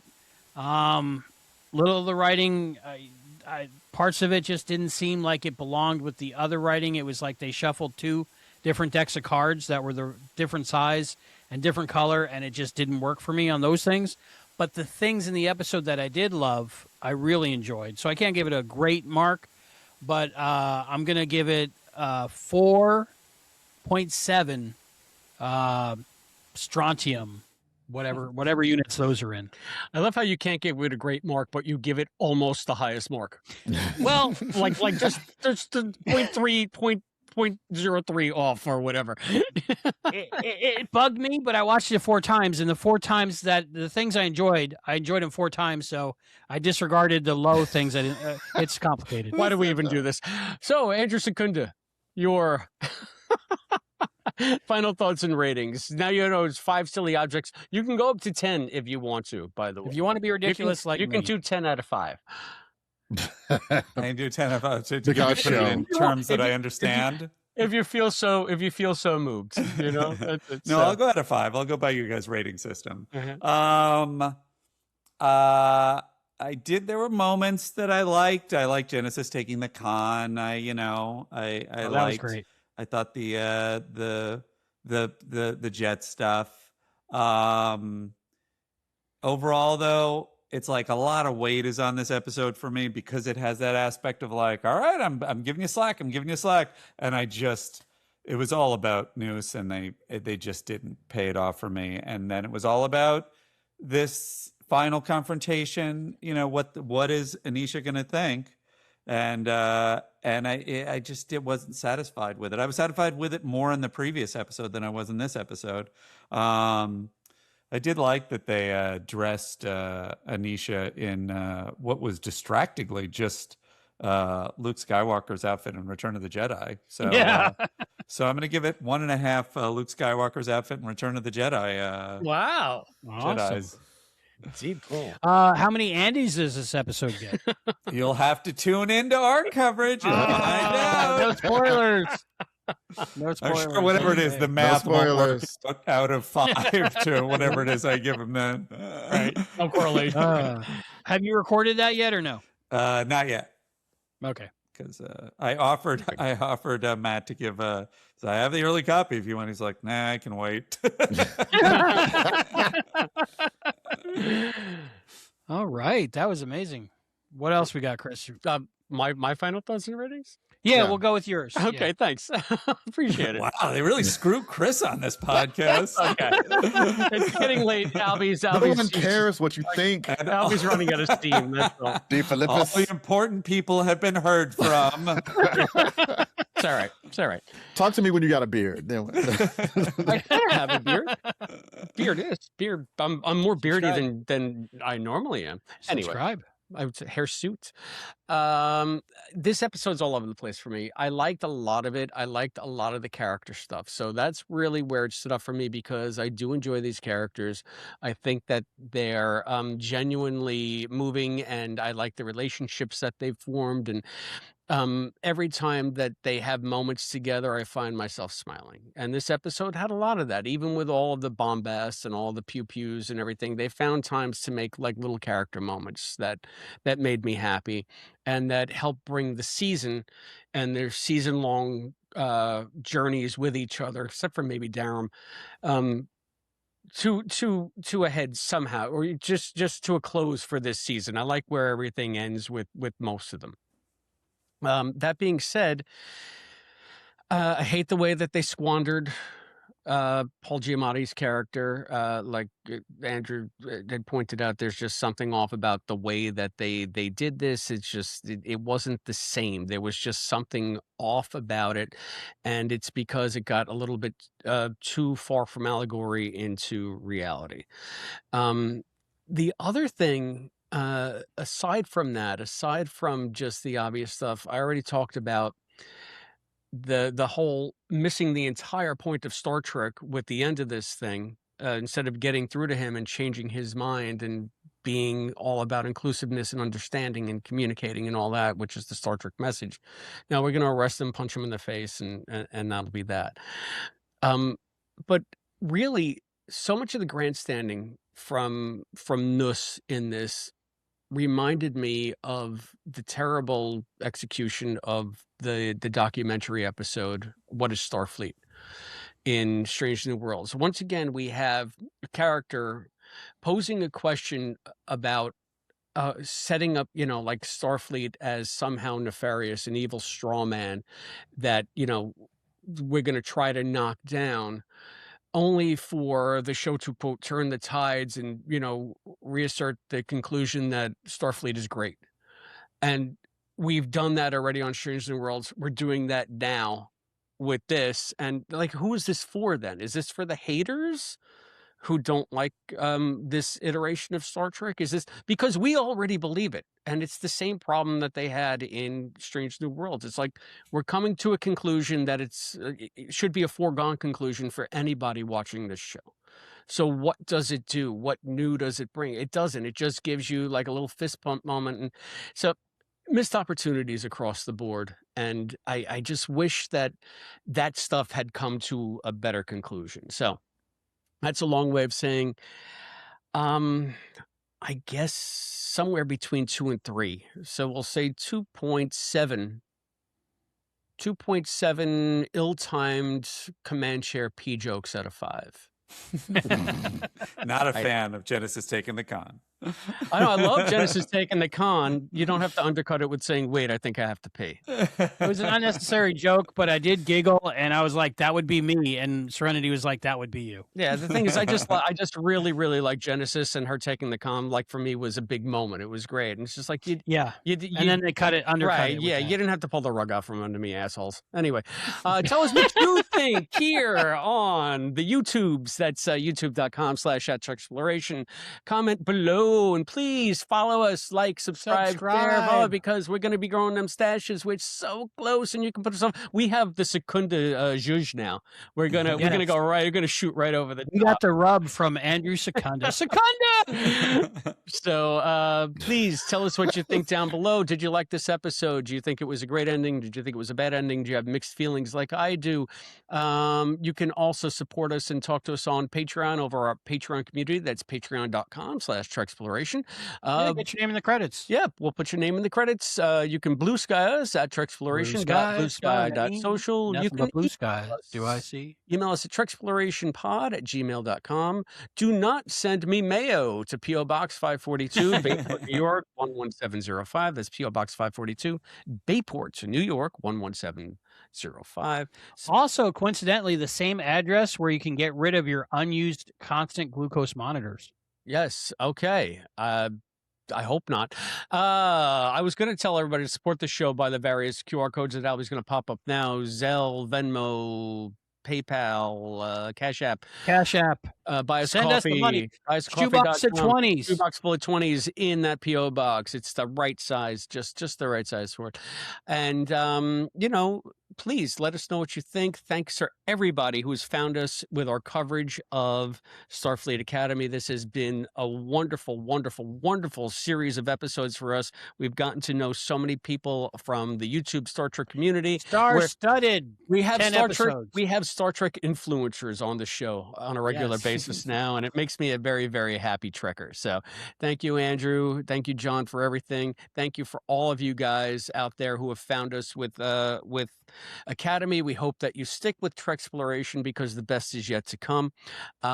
Just remember, any comments that you do post might be used on an upcoming episode of Treksploration. And coming up next, this is actually a good episode where we will probably read quite a bit of the feedback that we've gotten. Yes, because what's we're coming doing up the next? captain's table. Captain's table, that's right. So for those of you that aren't familiar with Treksploration, at the end of every season of whatever new show we're covering, we get our supporters on for a giant roundtable. So if you're a cadet or a lieutenant commander or a YouTube Any level. supporter, Member. a member, you can join us, and we let Captain Charles lead the procession. So join the fun. Tell us what you think in your own words about Starfleet Academy. Be a YouTube superstar. Yeah, and keep it rolling, because me and Albie have more stuff coming up after all this. So just keep wow. Keep on trucking? Keep on trucking. Keep on trucking. Yeah, it's getting late for me too. Time It's, for plugs. yeah, The I've been beautiful John chilling. I've been Irons. chilling too long.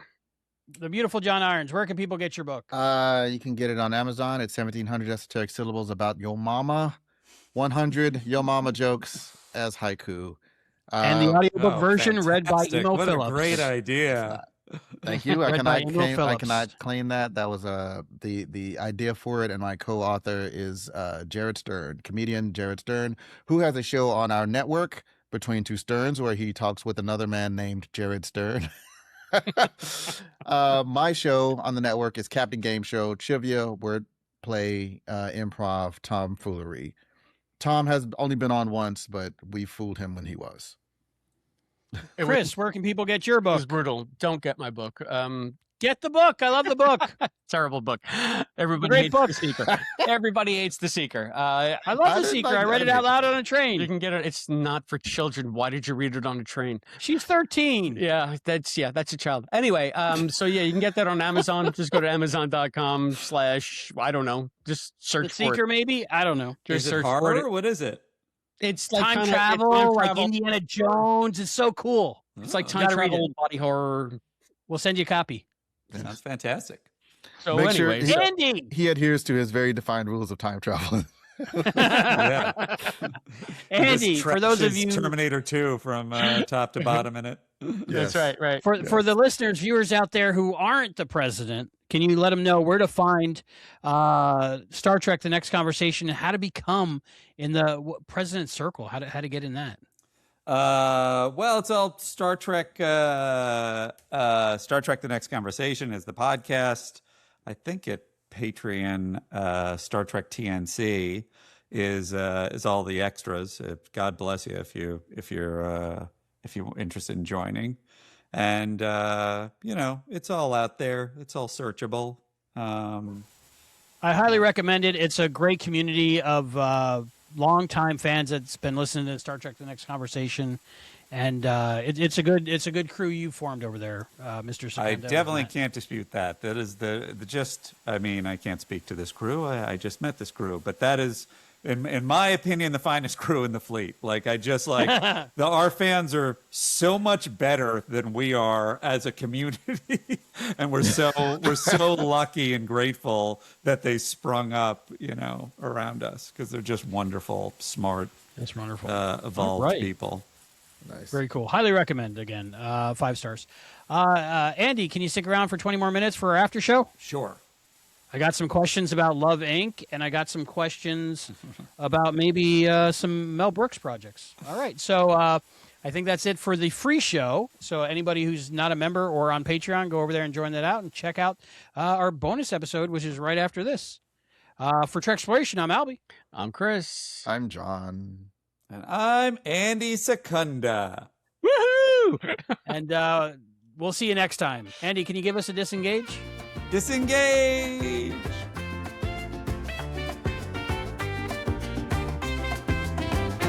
Treksploration is a podcast, yeah. Chris and Albie and sometimes John talking Trek all night and day, making no sense along the way. Published author of the Seeker book, father of Serenity, former cook. The beautiful John Irons is our friend. When we get together, it never ends. Original series and next gen. Captain Archer is our friend. Albie loves Voyager in DS9. Archer is our friend. Chris watches Enterprise all the time. Archer is our friend. New episodes, they come and go. All Star Trek is our favorite show. We get guests we can't afford. you are new, then welcome aboard. It's Albie's only job, so donate well. Like and subscribe and ring that bell.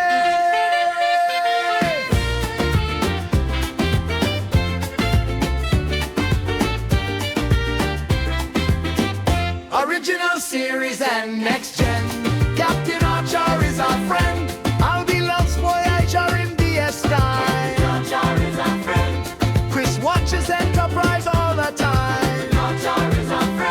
New episodes, they come and go. All Star Trek is our favorite show. Yes, we can't afford. If you are new, then welcome aboard. It's Albie's only job, so donate well. Like and subscribe and ring that bell.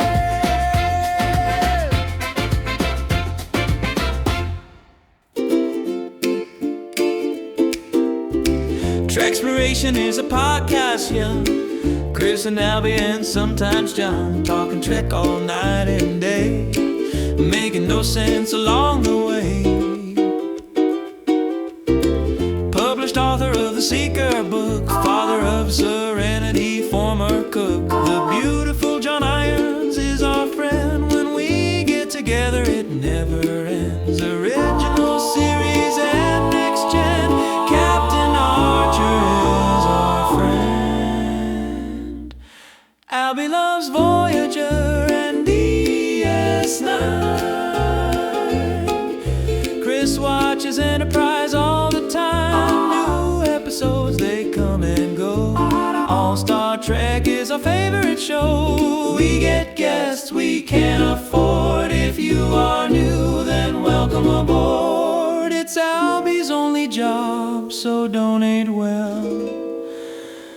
Like and subscribe and read.